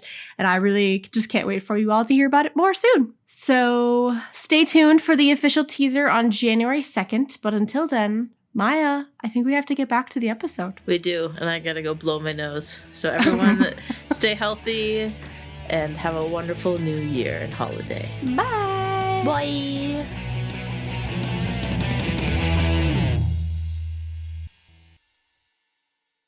You're still going to the cemetery? Yep. Okay. I did find some keys for the church, so if we feel like we need to go back there, we can. Okay, so you guys pull in sort of one after the other into parking slots in the cemetery. There is one other car in this parking lot. Nothing really of note about it, just pointing that out. Do they recognize the car? No, it's just sort of a like mid-tier sedan. Should I blow that one up too? No. By the way, was Gail following us that whole time? Yeah. Or is she here just waiting for us? She had gone sort of way ahead of you before she stopped. Okay. And wasn't able or perhaps willing to back the truck up, which would have been the only way she could have really joined you. All right. So we pull up to the cemetery. Once we're in the car, does Theo wake up, regain consciousness? I think Anna would maybe try to help. Theo, roll act under pressure. Theo. 8. So you are conscious. I think your vision is currently in black and white. You will see that beyond the clouds in the sky, there are stars in the sky. And a few of them turn to you and go, "Need a hand?" And I want to tell you that for the next little while, maybe hour, because of the state you're in, you will just take -1 ongoing to everything, unless you can get some proper, basically mental medical help, or if you let him help you out. You're gonna help me now? When I asked you for help earlier and you refused? But you're so close now. Close to what? Where you're going, I want to see you succeed. Unless you're strong enough already. Yeah, I am. Very well. You didn't help me before. I don't need you to help me now. The moon floats among the stars, girl. We needn't be enemies. You should have helped me before. You should have warned me. Of what? My family. They don't mean you harm if that's what you're concerned about. I haven't seen that. Then what were they talking about? You and me. I'm supposed to believe they don't mean me harm. Do you believe I mean you harm? I don't know what you're doing. I think you will feel the night sky sort of lean over you imperiously. Then focus on what you do know. Theo will look away from the stars. You say I'm going to take -1 forward? Ongoing. Okay. Until this wears off or until you can find a way to clear up your vision. It's like every couple of seconds it goes blurry. Or it's that thing where the after image of whatever you're looking at sort of persists for an extra second. Like you'll look at something and you'll turn your head, but it will appear to your vision as though you haven't turned your head. That happens every couple of seconds. Could I roll This Might Sting on myself? Yes, you can. 10. Okay, so no gnarly scar. It does burn as though you are being frozen from within. Who's with me? Anna, Yano. We were all in Kira's car, so I think we're all getting out. But I think Anna was like actively like trying to make sure that you were okay, since she wasn't driving and she knew kind of what was going on with you when you were knocked out, kind of. Your experience of this moment was Theo like woke up, kind of looked beyond you, and then sort of just went away and was like, what? Like she was looking through you. You okay there? And then sort of blinked and came back, and then sat up, and then go ahead, Theo. I am imagining Theo like taking her hands, putting one, I think, like on her head and like one on her shoulder, and like a defibrillator, just like shocking her, and just sparks similar to like her lightning magic into like herself. Yeah, illuminated darkness sparking off of her head and torso. You okay? Yeah, where are we? We just got to the cemetery. We are where we were going. Wait, how long was I out? Like 10 minutes. You killed the bad guy. Okay. Everyone's all right? For the moment. I mean, not them. They're dead and dismembered. Oh. It's all cleaned up. Okay. You did a good job. You kind of almost bit Mark's mouth off, if that is what you're wondering. What? I don't know. Mark used like some sort of his weird voodoo magic thing. Yano will put a hand on your shoulder and be like, this is their business. And walk you away and into the cemetery. Mark? What? It's fine. Really. We'll talk about it later. We need to focus on this. Okay. Johnny, do I still have the -1? No, not because you did that thing. But I also heal up my 3 harm. If that's what This Might Sting does. Yeah, it does. I think as we're getting out of the car, Kira will look around, scope out the area, see if she sees any noticeable danger. Oh, I do want to note though, real quick, just so everybody has this in their head. Theo, your hair is like super bright blonde right now. Silver white. Except for a chunk on the back that has been stained crimson. She got hit on the back of the head. Oh, yeah, in the fight. The blood is healed up and it won't continue to bleed, but there is like just a trail of blood down your neck and hair. So you walk into the cemetery. Gale will leave the princeling in the truck, which will like rock back and forth disappointedly. And she'll like put a hand on it and be like, shush. Coming back, I'm coming back, darling. So, you want to see her? Says Gale. I think we need to deal with her, yeah. She's been killing people. Follow me? Can Kira read about the situation? Sure. Yeah, it's 11. Okay, what do you want to know? I think I want to know any dangers we haven't noticed. That car that's parked here does belong to someone. Wow. Does it? Oh my god. It belongs to someone you'll need to watch out for. Okay.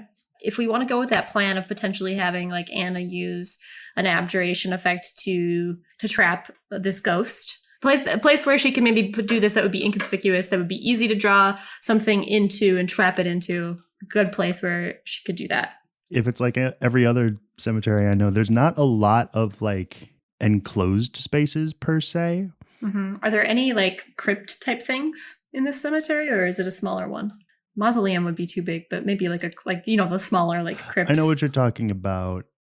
There is a mausoleum. There's also like a sort of maintenance shed, as there would probably have to be, that you would be able to put between you and one direction of potentially prying eyes. Remind me what it is you're trying to do. The idea was we could potentially, if we needed to, have a magic circle set up that we could trap the ghost in. You would want that to be in a conspicuous place then. You would want that to be along the path that you would potentially lead it down. is Nick's recommendation, at least. The whole point of a trap is you have to get the thing into it. Right. I guess because I don't want the trap to be like super visible. I think Nick will say, you leave that to me. Man, Anna's like, what was that? You heard me. Tommy will like slap him on the chest and be like, be nice. I am nice. I asked if she said something. I'm trying to have a conversation here. Practitioner to... Excuse me? Practitioner. Practitioner to practitioner? Oh, now you want to talk? Smartass. Dumbass. Don't worry, Anna. He called me a witch when we first met. Practitioner is... That's a nice term for you. I never got that from Nick. I think then with the third question, I think I want the car, since I have a suspicion that it is bad, since I think Nick has access apparently to like a police database or something, could I ask Nick to run the plates? I think the one wrinkle in that plan is that I don't know if Nick owns a smartphone. You can borrow mine. Use a burner phone. Alternatively, Kira might just kind of go over to scan the car and see if she can see like anything visible inside of it that looks like it is identifiable, like assign it to like a person that maybe they recognize or what kind of person they're dealing with. Anything that seems amiss in the car, maybe, if that would be easier to deal with. I have an answer to that question that I like very much.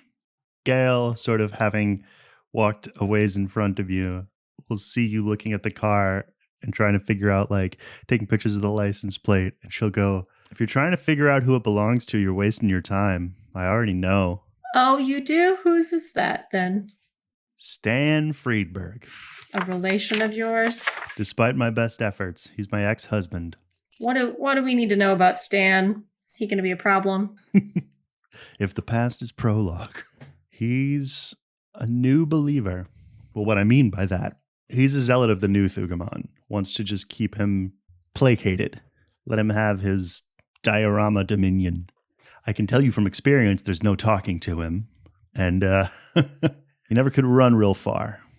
That's what happens when your god keeps you standing in one place. Well, all right. But no, like, weird powers or anything? He's just a guy? Weird question, and I don't mean this in like an offensive way, but do you have anything belonging to your ex-husband? What kind of way do you mean it? Like if you have any of his like hair, blood, skin, or maybe a personal effect. Anna like whips her head towards Theo. I don't have those things for most people. What? It's just, precaution. Let me just keep this lock of your hair as a memento? I have Rex's hair. Yeah, that's different. Do you keep a lock of Mark's hair? We'll manipulate someone, Theo. I mean... Not no.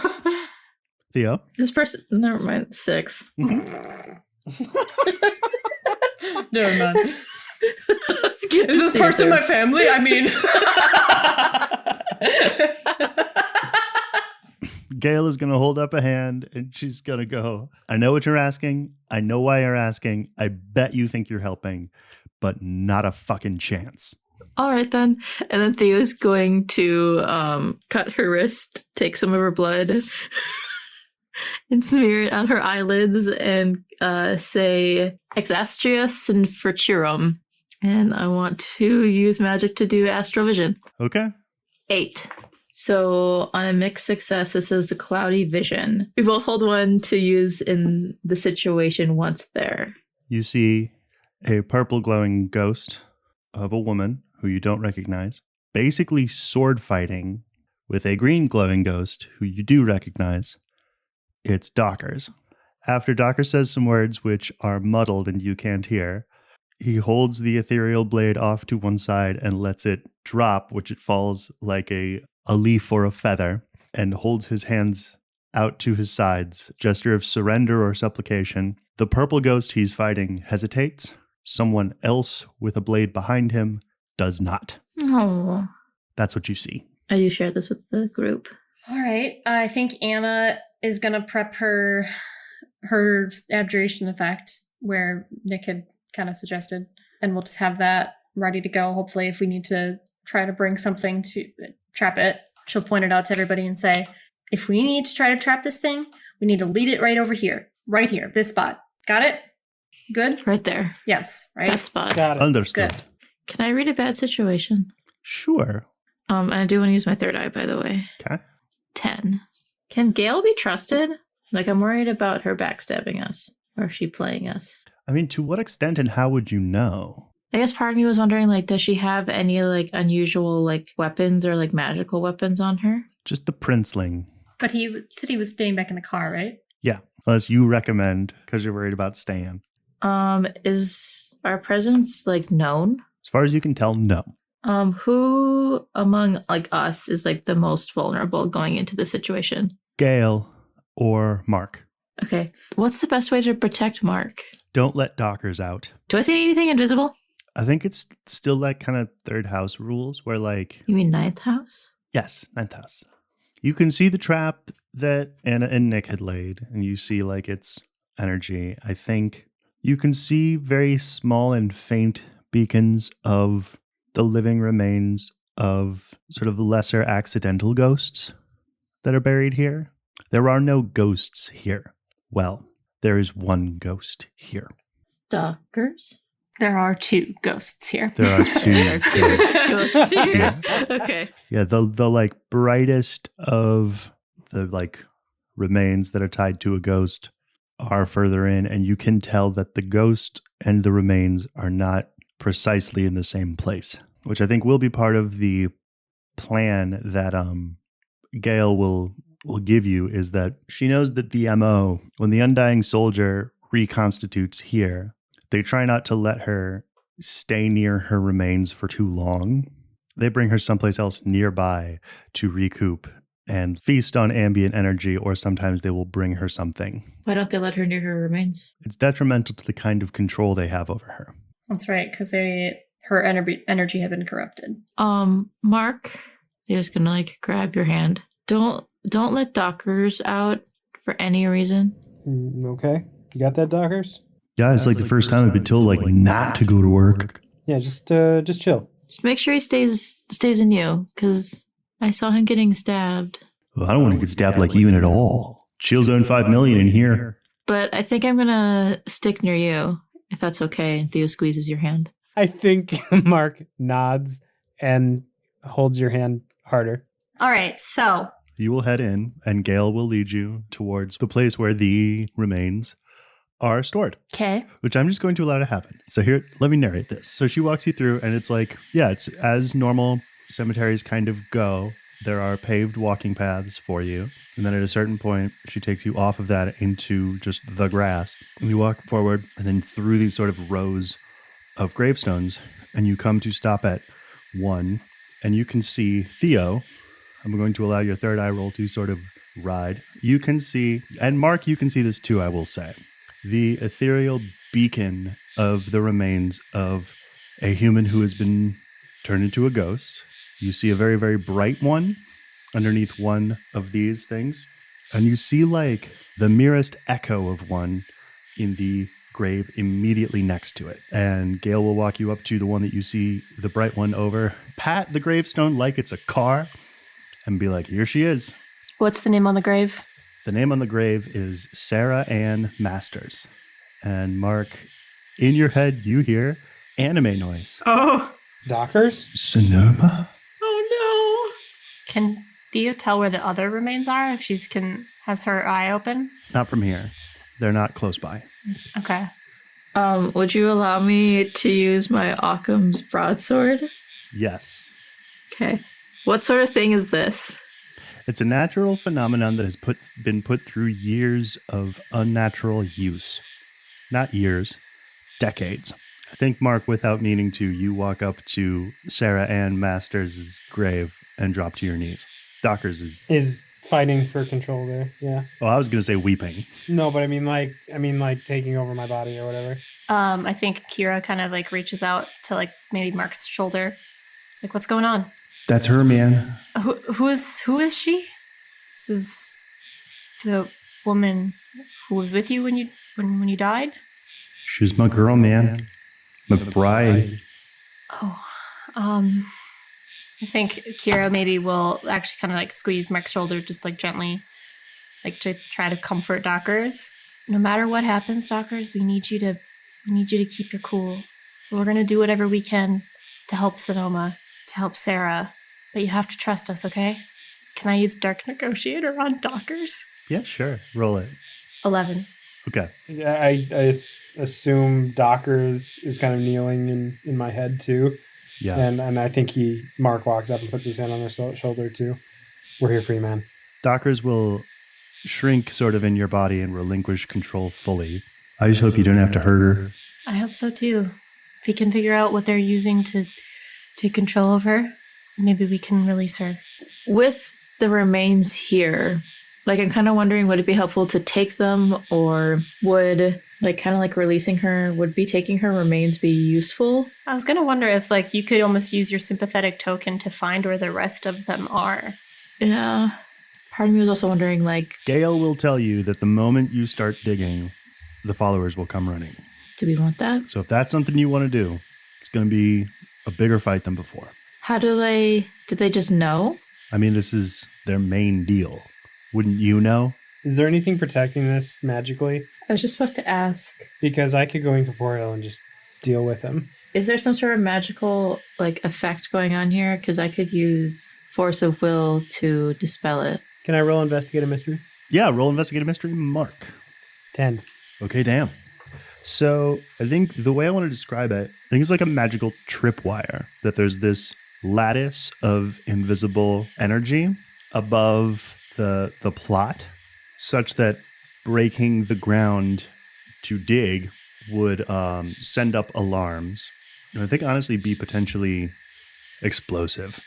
And it's in a 9-foot by 5-foot rectangle, sort of starting at the headstone and expanding down.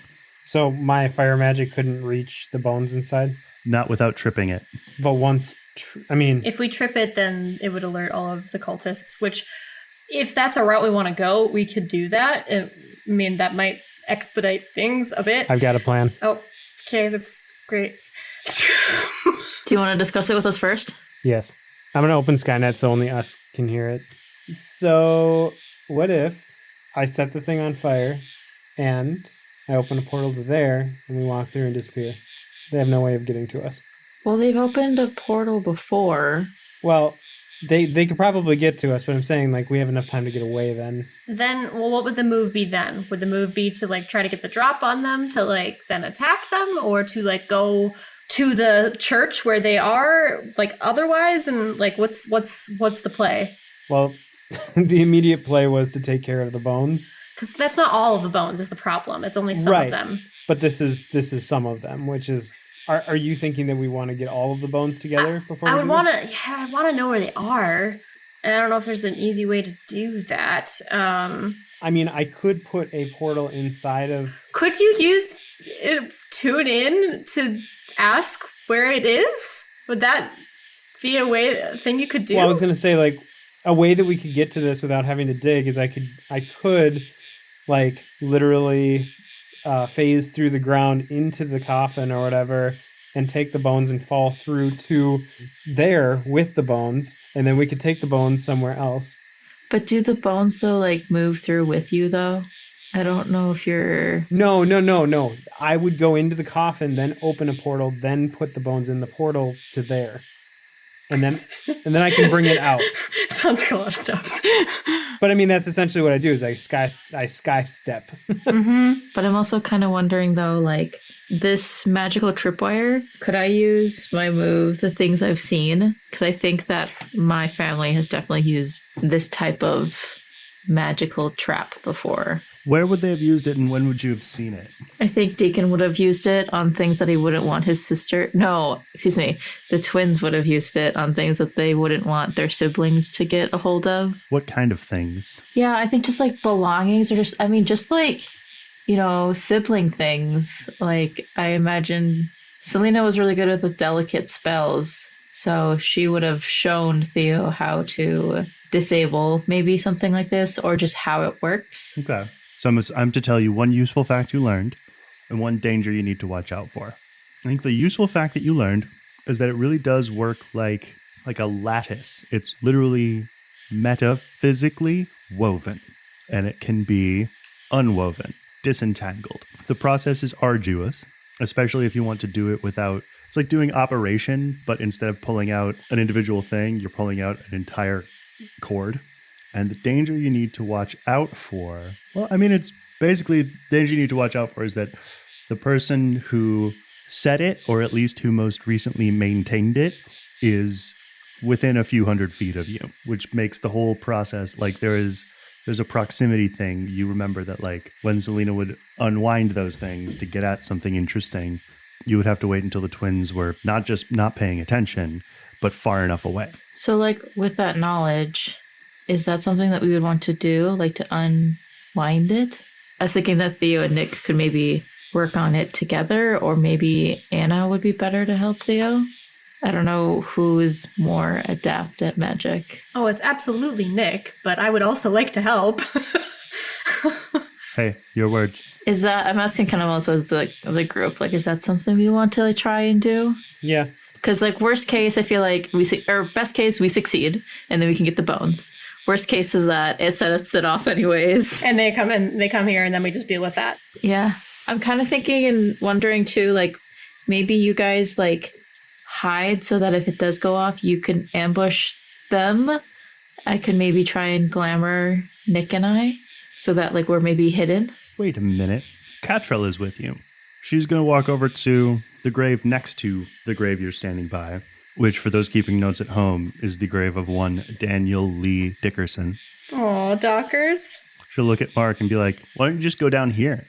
And then like, over. Isn't the shield all the way around it? In fact, it's not. I feel like this is not, I was trying to explain it thusly, but I want to make sure that it is clear. It is like a blanket on the surface of the So we could tunnel over to it. of the grass. Christ. Okay, that makes it a lot It easier. is protecting against precisely one avenue of getting at these bones. I'll just do that then. That was fun. Sorry, not sorry. Whiplash. Mark clicks a button in the air and just recedes down to the ground. Can I throw up a glamour just in case if someone comes out or comes looking? Well, to do what? To conceal us. All of you? Yes. Roll use magic. How much space is in this coffin? I mean the traditional amount. I rolled a 7. So you won't be able to conceal all of you. Pick 4 people. Mark is going to hold his breath while doing this because there is actually some crazy gases that are in that chamber. Oh yeah, it won't be pleasant. Maybe tell Dockers to close his eyes. Yep. Close your eyes, man. We're going in. And I appear in the coffin. Well, we'll see. This is going to be a roll as well. I need to know who precisely Theo is concealing because it's incomplete. Mark, it's an act under pressure roll. 7. So I know for sure Kira, Ketrel, Tommy. Who do you think should be the last one? Lauren and John. I was kind of thinking Theo because she does magic, but I'm like, I don't want to be selfish. No, you can do yourself. It's not a bad idea. I wasn't going to do Mark because Mark's kind of sort of not here. Yeah. No, yeah. I don't know. Just do Theo. It's fine. Can I ask you a weird question, Johnny? Who moves faster, Theo or Nick? I mean, normally Nick, but if you do that magic thing that you did before again, you. Okay, I'm going to conceal Nick. Okay. Kira, Catrell, Tommy, and Nick sort of shimmer. So, Mark pretended to push a elevator button and sank into the ground and rolled a 7. Forgot I can't breathe under the ground. This is tough. Worst outcome, difficult choice. So I do think you go down and maybe go down a little too far. You go down as far as you think you're supposed to and then over as far as you think you're supposed to. But still all you can see around your head is just the blackness of dirt. You have literally gone into solid matter that you can't see anything at all. You are relying more or less on your senses. And I do think you have held your breath. And you are feeling around, trying to find the opening, feeling around with incorporeal hands. So unless you contact something that is a person that you can't go through, everything will just futz. You are flailing in the darkness and actually beginning to panic because you are running out of air. Do I know which way is up? You do. You don't know what is above you. The difficult choice I will give you is that you can, at this moment, wherever you are, which you don't know where it is, remain conscious and in control and shoot straight up and get oxygen, stay awake and stay Mark. Or you can pass out and hope for the best. I mean, pass out and hope for the best means I get stuck in the ground. Not necessarily. Do I just get jumped out somewhere else? Like, I don't know. That's the mystery. I mean, we prepared for things to go bad, so. yeah, I'm gonna go straight up. Your flailings become more and more frantic, as though you are in the water, which of course you aren't. You like start to swim yourself up, and you can feel, but are not unpanicked enough to stop, that your hand does come to rest or almost slap basically a pile of human remains that you are unable to pass through. And you can tell in the instant that your hand makes contact with it, there's just this flash of information that you won't quite get fully until you are able to catch your breath. Okay, so hitting that, I realize that pad is right above me. Can I shift over to the left? No, you are in Panic mode? Yes, you are lizard brain. You need oxygen right now. So you've slapped this thing and you are swimming straight up because, brother, you got to breathe. That's the bottom of the Maslow's hierarchy, even below the base. And you like pull yourself up onto the ground through this really weird but fragile and kind of annoying net that isn't really there. And then you are panting on your back on the ground and the grass is screaming. And all of you hear this like super high pitched noise. Oh boy. All right. Well, now I know where it is. I'm going to immediately go straight down after I get a breath and grab these bones, drop through to there. Well, you don't have to do that anymore necessarily because everybody knows we're here. Couldn't hurt. Mark, roll, use weird. Use weird. Mark, roll plus weird. 11. Because there's another roll I want to do after I get there.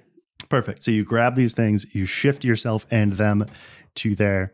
And as you put them down, both you and Dockers know two things. One, this is Sonoma. She's still in there, but deep. What's still in there, but deep? Sonoma herself, as he knew her. Like as in the ghosts, like spirit. And two, the fact that it was you who made contact with these remains in some small way woke her up. So the ghost knows we're here, the other dude probably knows we're here, and the rest of the cult probably knows we're here. Knows we're here. Cool! Yeah. Mark to the rescue.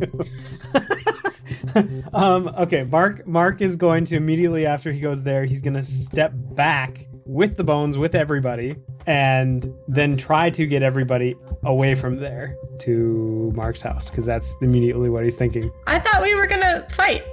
Are we gonna fight? Yes. Yeah. Okay. I want to kill something more, Clayton. All right. Well, do I have space, my personal pan pocket, that I can store these bones? Your PPP. Don't say that. What else do you have in there? The obsidian stone that had what's his face? Never mind then. Yeah, you would knock that out. How many bones did you grab?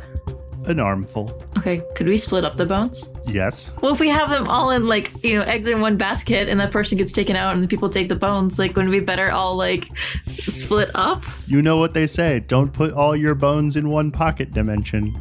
We don't have all the bones, though. We only have some of them. No, we only have some of them. But after we get everybody, then we can go down and get the rest of them. Part of me is just wondering, like, I wonder if Theo should have a bone or two.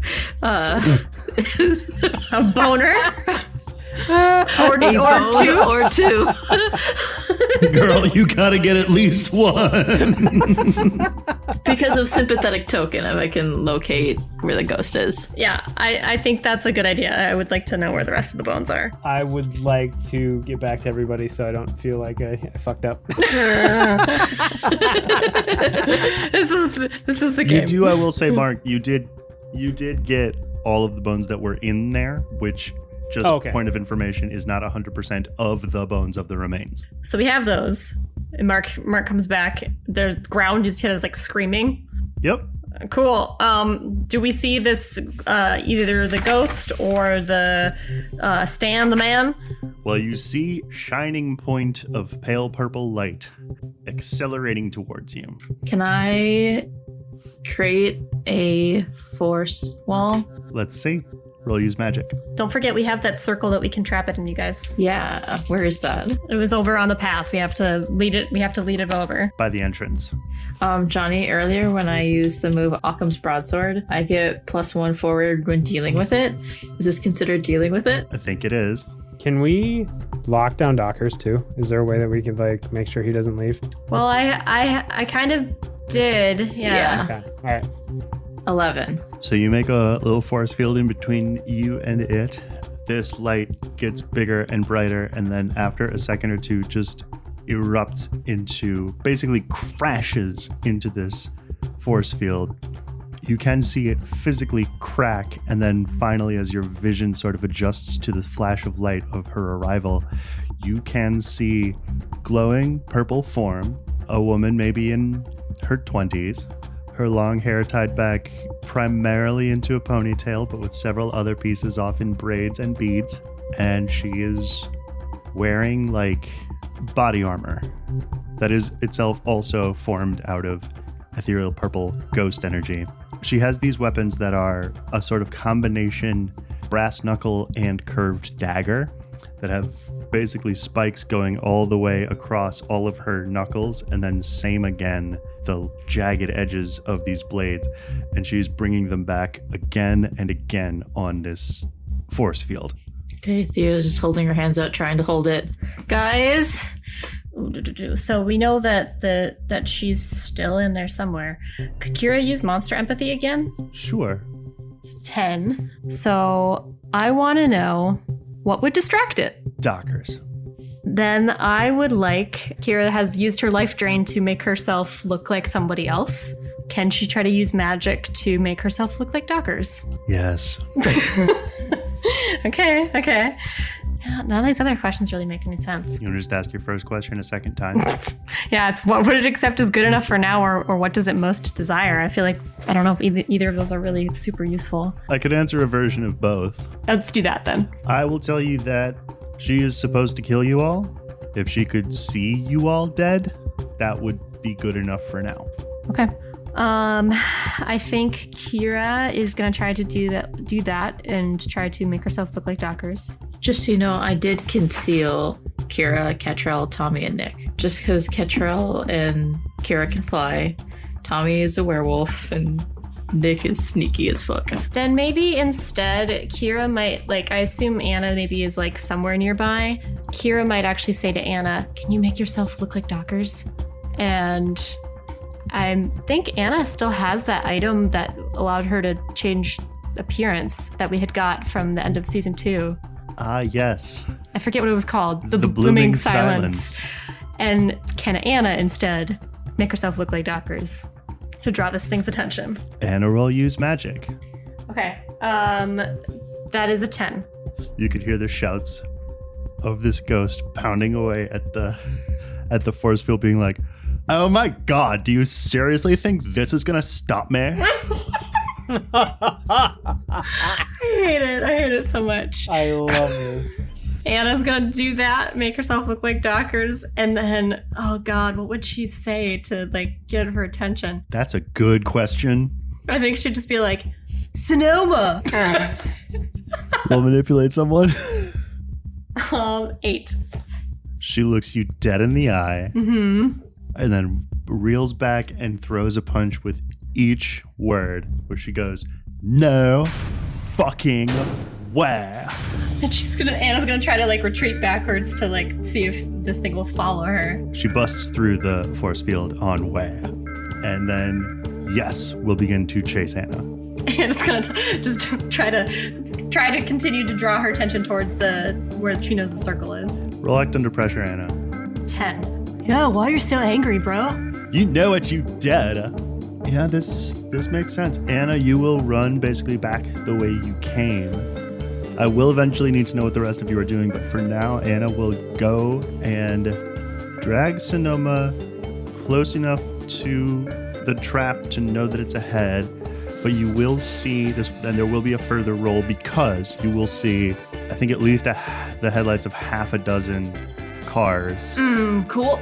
pulling up and parking scatteredly in the lot. Over Skynet, Anna's like, cars coming, cars. Can I try and deal with these cars? How? I think if Theo could run after Anna Dockers, and I would like to use magic. I would like to summon some monsters into the world. Which monsters? I'm imagining almost from I don't know if I would say necessarily a fairy tale, but some book that Theo had looked at as a child. And I remember kind of like from the Grimm stories, almost like hellhounds, but they're just huge dogs, huge fangs, and they're just like rabid and like red eyes, black fur. We'll use magic. Fuck! That's gonna be a 5. Great! This is the 3rd time I've rolled double ones tonight. So you are running, and I do think because you are running, the incantations that you do are clumsy and incomplete, and you like toss your intentions out into the world, and this ball of energy that you've thrown strikes the ground and conjures 3 enormous dog beasts with glowing red eyes and glistening bone-white fangs. As you run through and past them, they all perk up and begin to chase you. Cool. Uh-oh. Roll act under pressure, please. Anna, do the same to complete your plan. 10 for Anna. 11 for Theo. You are able to maintain your lead in front of them. You are aware that you are not in control of them at all. Theo! Do you know our dog's following you? In that case, I am going to veer off away from everything, and I hope that these things follow me.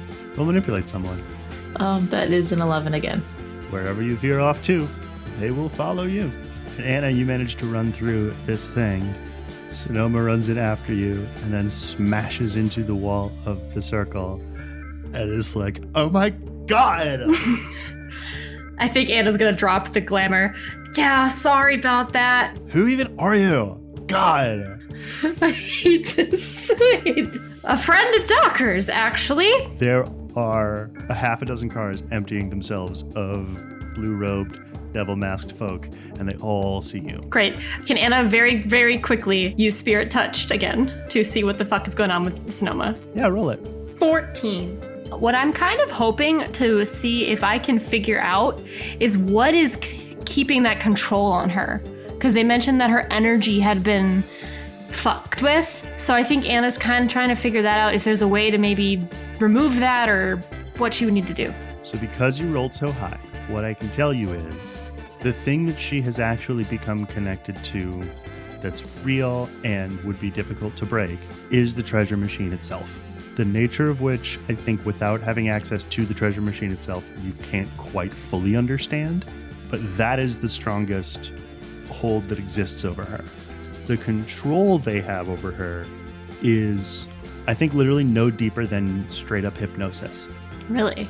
Yes. And the corruption, it's like if you were to repeatedly use a single coffee filter over and over and over and over, and eventually it would become irrevocably stained. That's the nature of the corruption, that whatever is happening, something's being pulled in and through her, and it's stained and changed her. Is there any, dead life or anything? That's the interesting part. No, that's not what's going on here. How do I help her? Break this hypnosis or whatever? There's deprogramming that can be done, but likely not right now. Yeah, I think Anna does that, and then she maybe will kind of backpedal a little bit towards where the rest of everyone else is and be like, incoming! I was gonna say, Yano and Nick, I think we'll take shots at these people. Okay. Then I will have Mark for Nick and Theo for Yano. Roll kick some ass. Can Tommy also shoot? Yep, Kira roll kick some ass on Tommy's behalf. Yano rolled a 12. Tommy also rolled a 12. I'm going to light a fire on the ground. In front, no, not underneath them. Well, you're rolling kick some ass for Nick. Oh. But you can also do you can do something for yourself. 11 for Nick. Nice. Mark will use magic. 9. Pick a glitch, Mark. Take 1 harm. Okay. And so where did you want that fire to go? Underneath the robed figures. Doesn't have to be a lot of fire, but just enough. I think it won't be able to be a lot, especially because you run forward as you can hear these gunshots going off and just try to spread out as much fire as you can on the ground like an oil slick, basically towards them in kind of a cone. The doing of that, you can feel the fire making contact with the palm of your hand and spreading on your hand, and that is where the harm will happen. And the palms of your hands will be chapped and burnt for a bit. Like, I don't know degrees, like 2nd degree burns. So picking things up will hurt for a while. And then a bullet from Yano will, I think, down one of these people. Ditto Tommy, ditto Nick. There are still, I think, 7 of them. I think Kira, meanwhile, is flying after wherever Theo was running off to give her some help. Love that. I'm fine. This is fine. I'm fine! Like anime running away from. I'm just dealing with the consequences of my own actions. Which, speaking of things, I'd like to use my Not My Fault move. Okay. I know it's been a while, but I can act under pressure when I'm dealing with the consequences of my own spellcasting. To do what? Maybe just straight up dispel them, or just try to continue to be out of their reach. Roll act under pressure. And add 1. It's 12. So with that roll, you fully lose them. Like you skid behind something and you hear them run past you. I am hiding behind a tree, heavy breathing, like... Can Kira maybe then, seeing that that's okay, she'll maybe just like look down at Theo and just be like, "You good? What?" Oh. Is she still like invisible right now, by the way? Because she still got this glamour up, or just kind of like blurry around her? Yeah. Okay. I think then she's gonna like maybe try to see if she can pick off one of these people running up and just like out of the sky, just like pick them up. I'm going to call that roll kick some ass. It's a 10. Okay, I think the glamour will disappear, but you will just like pop out of nothing, wings spread, and grab somebody and just fly them into the air. Yeah, and I think she will just kind of get up high and then unceremoniously just drop them. Hell yeah. Then pick your advantage. 2 more harm, take less harm. Oh, I want to inflict more harm. Then they will, as you drop them, be able to spin around and get off around to their shotgun. Shotguns, I think, are 3 harm. Yes. So I take 1 harm. Is he dead? You bring this person up into the sky. You drop them. They get off a shot of their shotgun at you.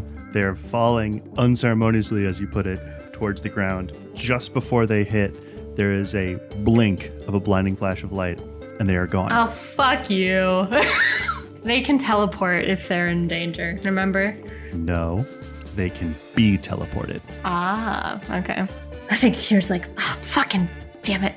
I think the same thing is going to happen to all of the roped burning people.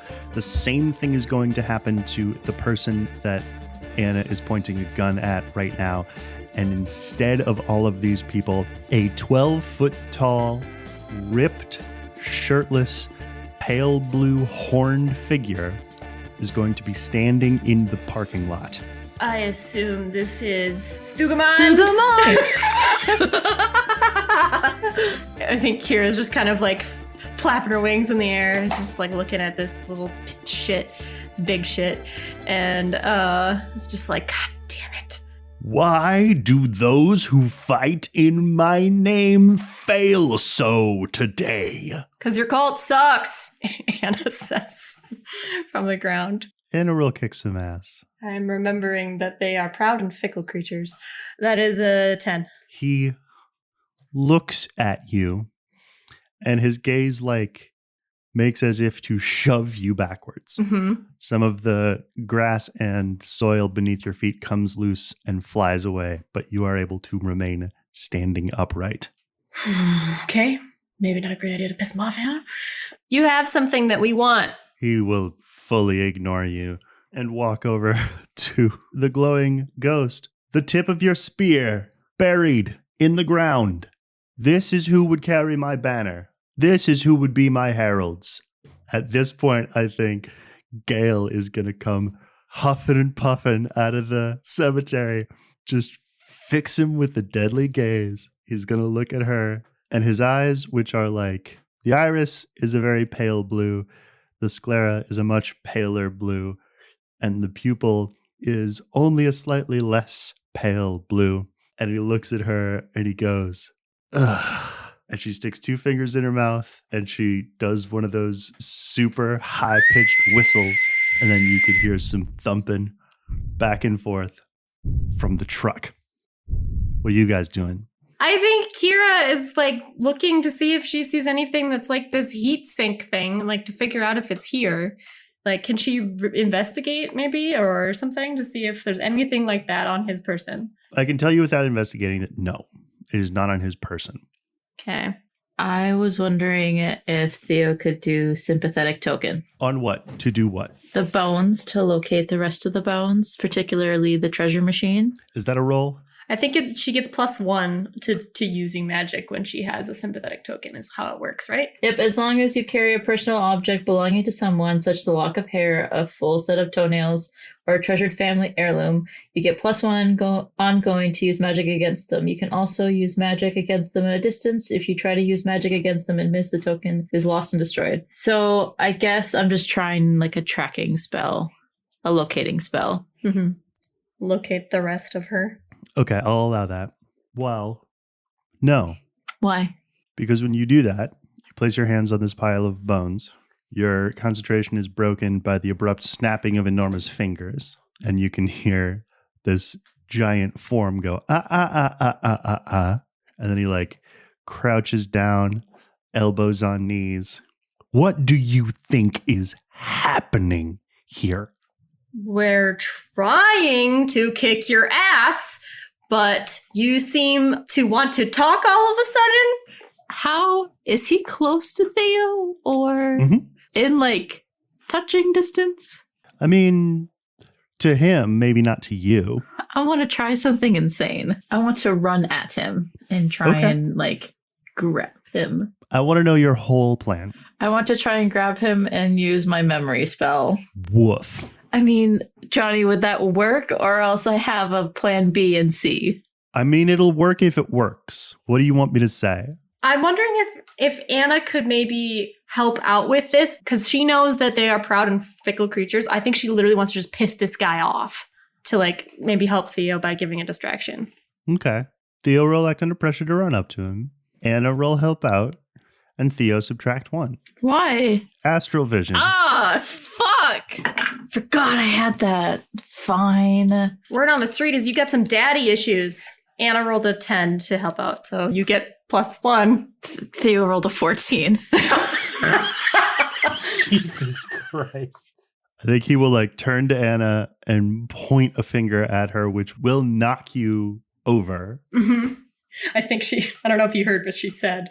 I did hear, and so did he. And he's going to go, my father never had a tenth the power that I. And then Theo, you like climb up and use his knee to jump off of and grab him by the head and horn. And roll use magic. Okay, I'm going to use my +1. 12. Okay. What exactly are you trying to do here?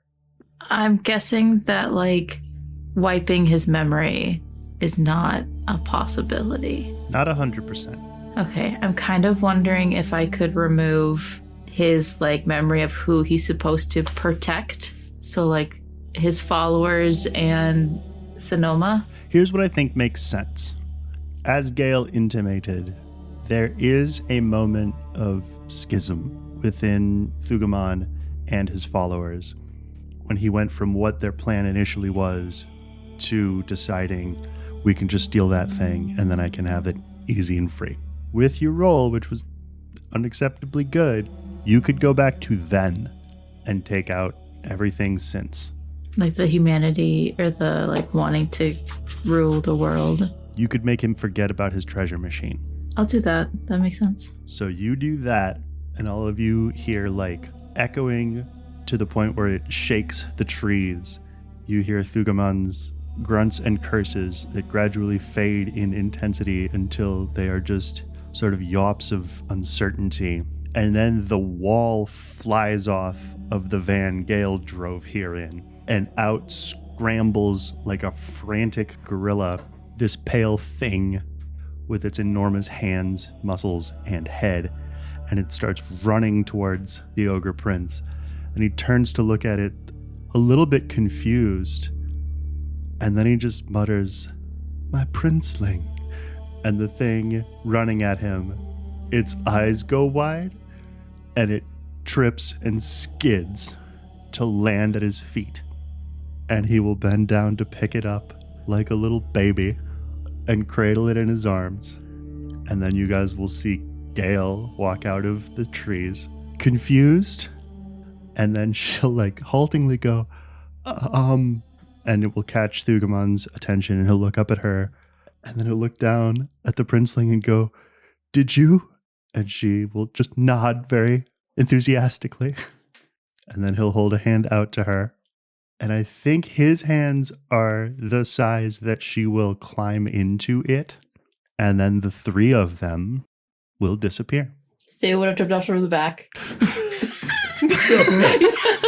was not going with them. I think Anna is just kind of looks around from where they were. Well, fucking hell, that was pretty cool. What'd you just do? What you told me never to do. Oh, that's less cool then. But it was it was against a ogre. You did good, Theo. Yeah? Yeah. Now we have this to deal with. Anna points at Sonoma and is trapped in the circle. She's still angry. I think she's sat down on her butt and stretched out her legs in front of her and is leaning back like a grumpy kid. I think Anna might start flipping through her book then to see if there's anything maybe in there about the hypnosis, how to break it. She's been sort of hypnotized. That's how they're controlling her. If we can break that, I think we can at least sort of make a connection to whatever's still there. I mean, I might be able to help you. I know how to dispel a magical effect. And you know who knows a thing or two about mind control? Mark and Kira. Yeah. I don't think there's a spell in there about unhypnotizing someone. Well, then Kira might go up to the circle. Just kind of look at Anna. She's like, it's just a hypnotism thing. Yeah, that's what it is. And then Kira will sort of get a level with Sonoma and kind of sit on the ground. Sonoma, I think there's somebody that would like to talk to you. And then I think she will just say with her mental dominion, whatever hold is on you, awaken. Roll it. 13. Okay. I think, Mark, you'll get a little scratch at your door. Hey, bud. Yeah? If the sparks are done flying and all, you mind if I go for a walk out there? It's all yours, buddy. Okay. Does it work? Yeah. Tell her what do you want to tell her to do? I don't know what she would need to say to do it, but the one of her holds, she would want to just straight up break the hypnotism. You couldn't break it. You could just sort of slap on your own is really how this works. Then I think Kira might say, I want to talk with Sonoma, the real you. Okay, that's a good opening gambit. What's your second thing? Do you know where they've got the treasure machine? I think as you are saying that, pale green mist behind you is going to gradually form itself into a human shape that's going to walk up to the circle, and Dockers is going to put both his hands on it like it's a glass barrier, which to him it kind of is. And Sonoma will, I think, scramble to her feet and run up to the barrier on the other side. Oh my god, Dockers, is it really you? Now I have to switch between the two of them. This is horrible. Why did I do this? It's me, babe. I stuck around. I couldn't find you. I couldn't find you either. And I think I even lost myself. It's all right. We're home now. And then she'll look down at her hands. The daggers that she had laced in her fingers will evaporate into smoke. And she'll just be like, I don't think I am home. I think I may never be able to go home again. That's all right, babe. Wherever you are, that's where I belong. And then they'll put a hand on the circle that they can't quite touch each other. And then she'll look away for a second and be like, why is there some gnarly bitch voice in my head that tells me to do stuff? Oh, is it in her? The heat sink? Can I tell you something stupid? They sent me out for blood, over and over. But the thing they're feeding doesn't even use blood. It's powered by me. Executive producer Jonny Grubb.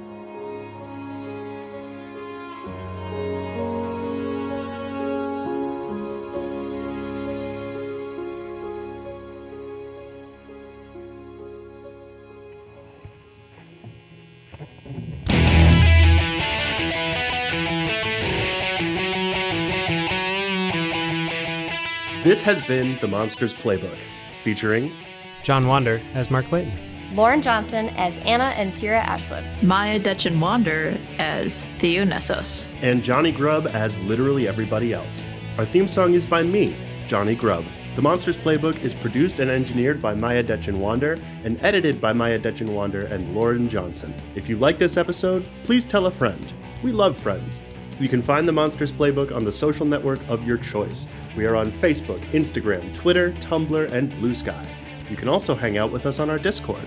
And if you like what we're doing, please consider supporting us on Patreon. We'll see you next episode where, as always, I'll have some good news and some bad news. Thanks for listening.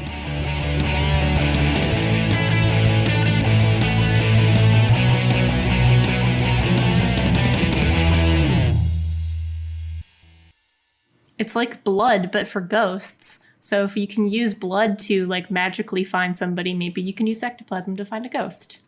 Yeah, you can tell that the ectoplasm, he did like the typing test, and it's type ooh. Oh my god, I fucking hate you. I am doing great with comedy this session, you guys. Are you?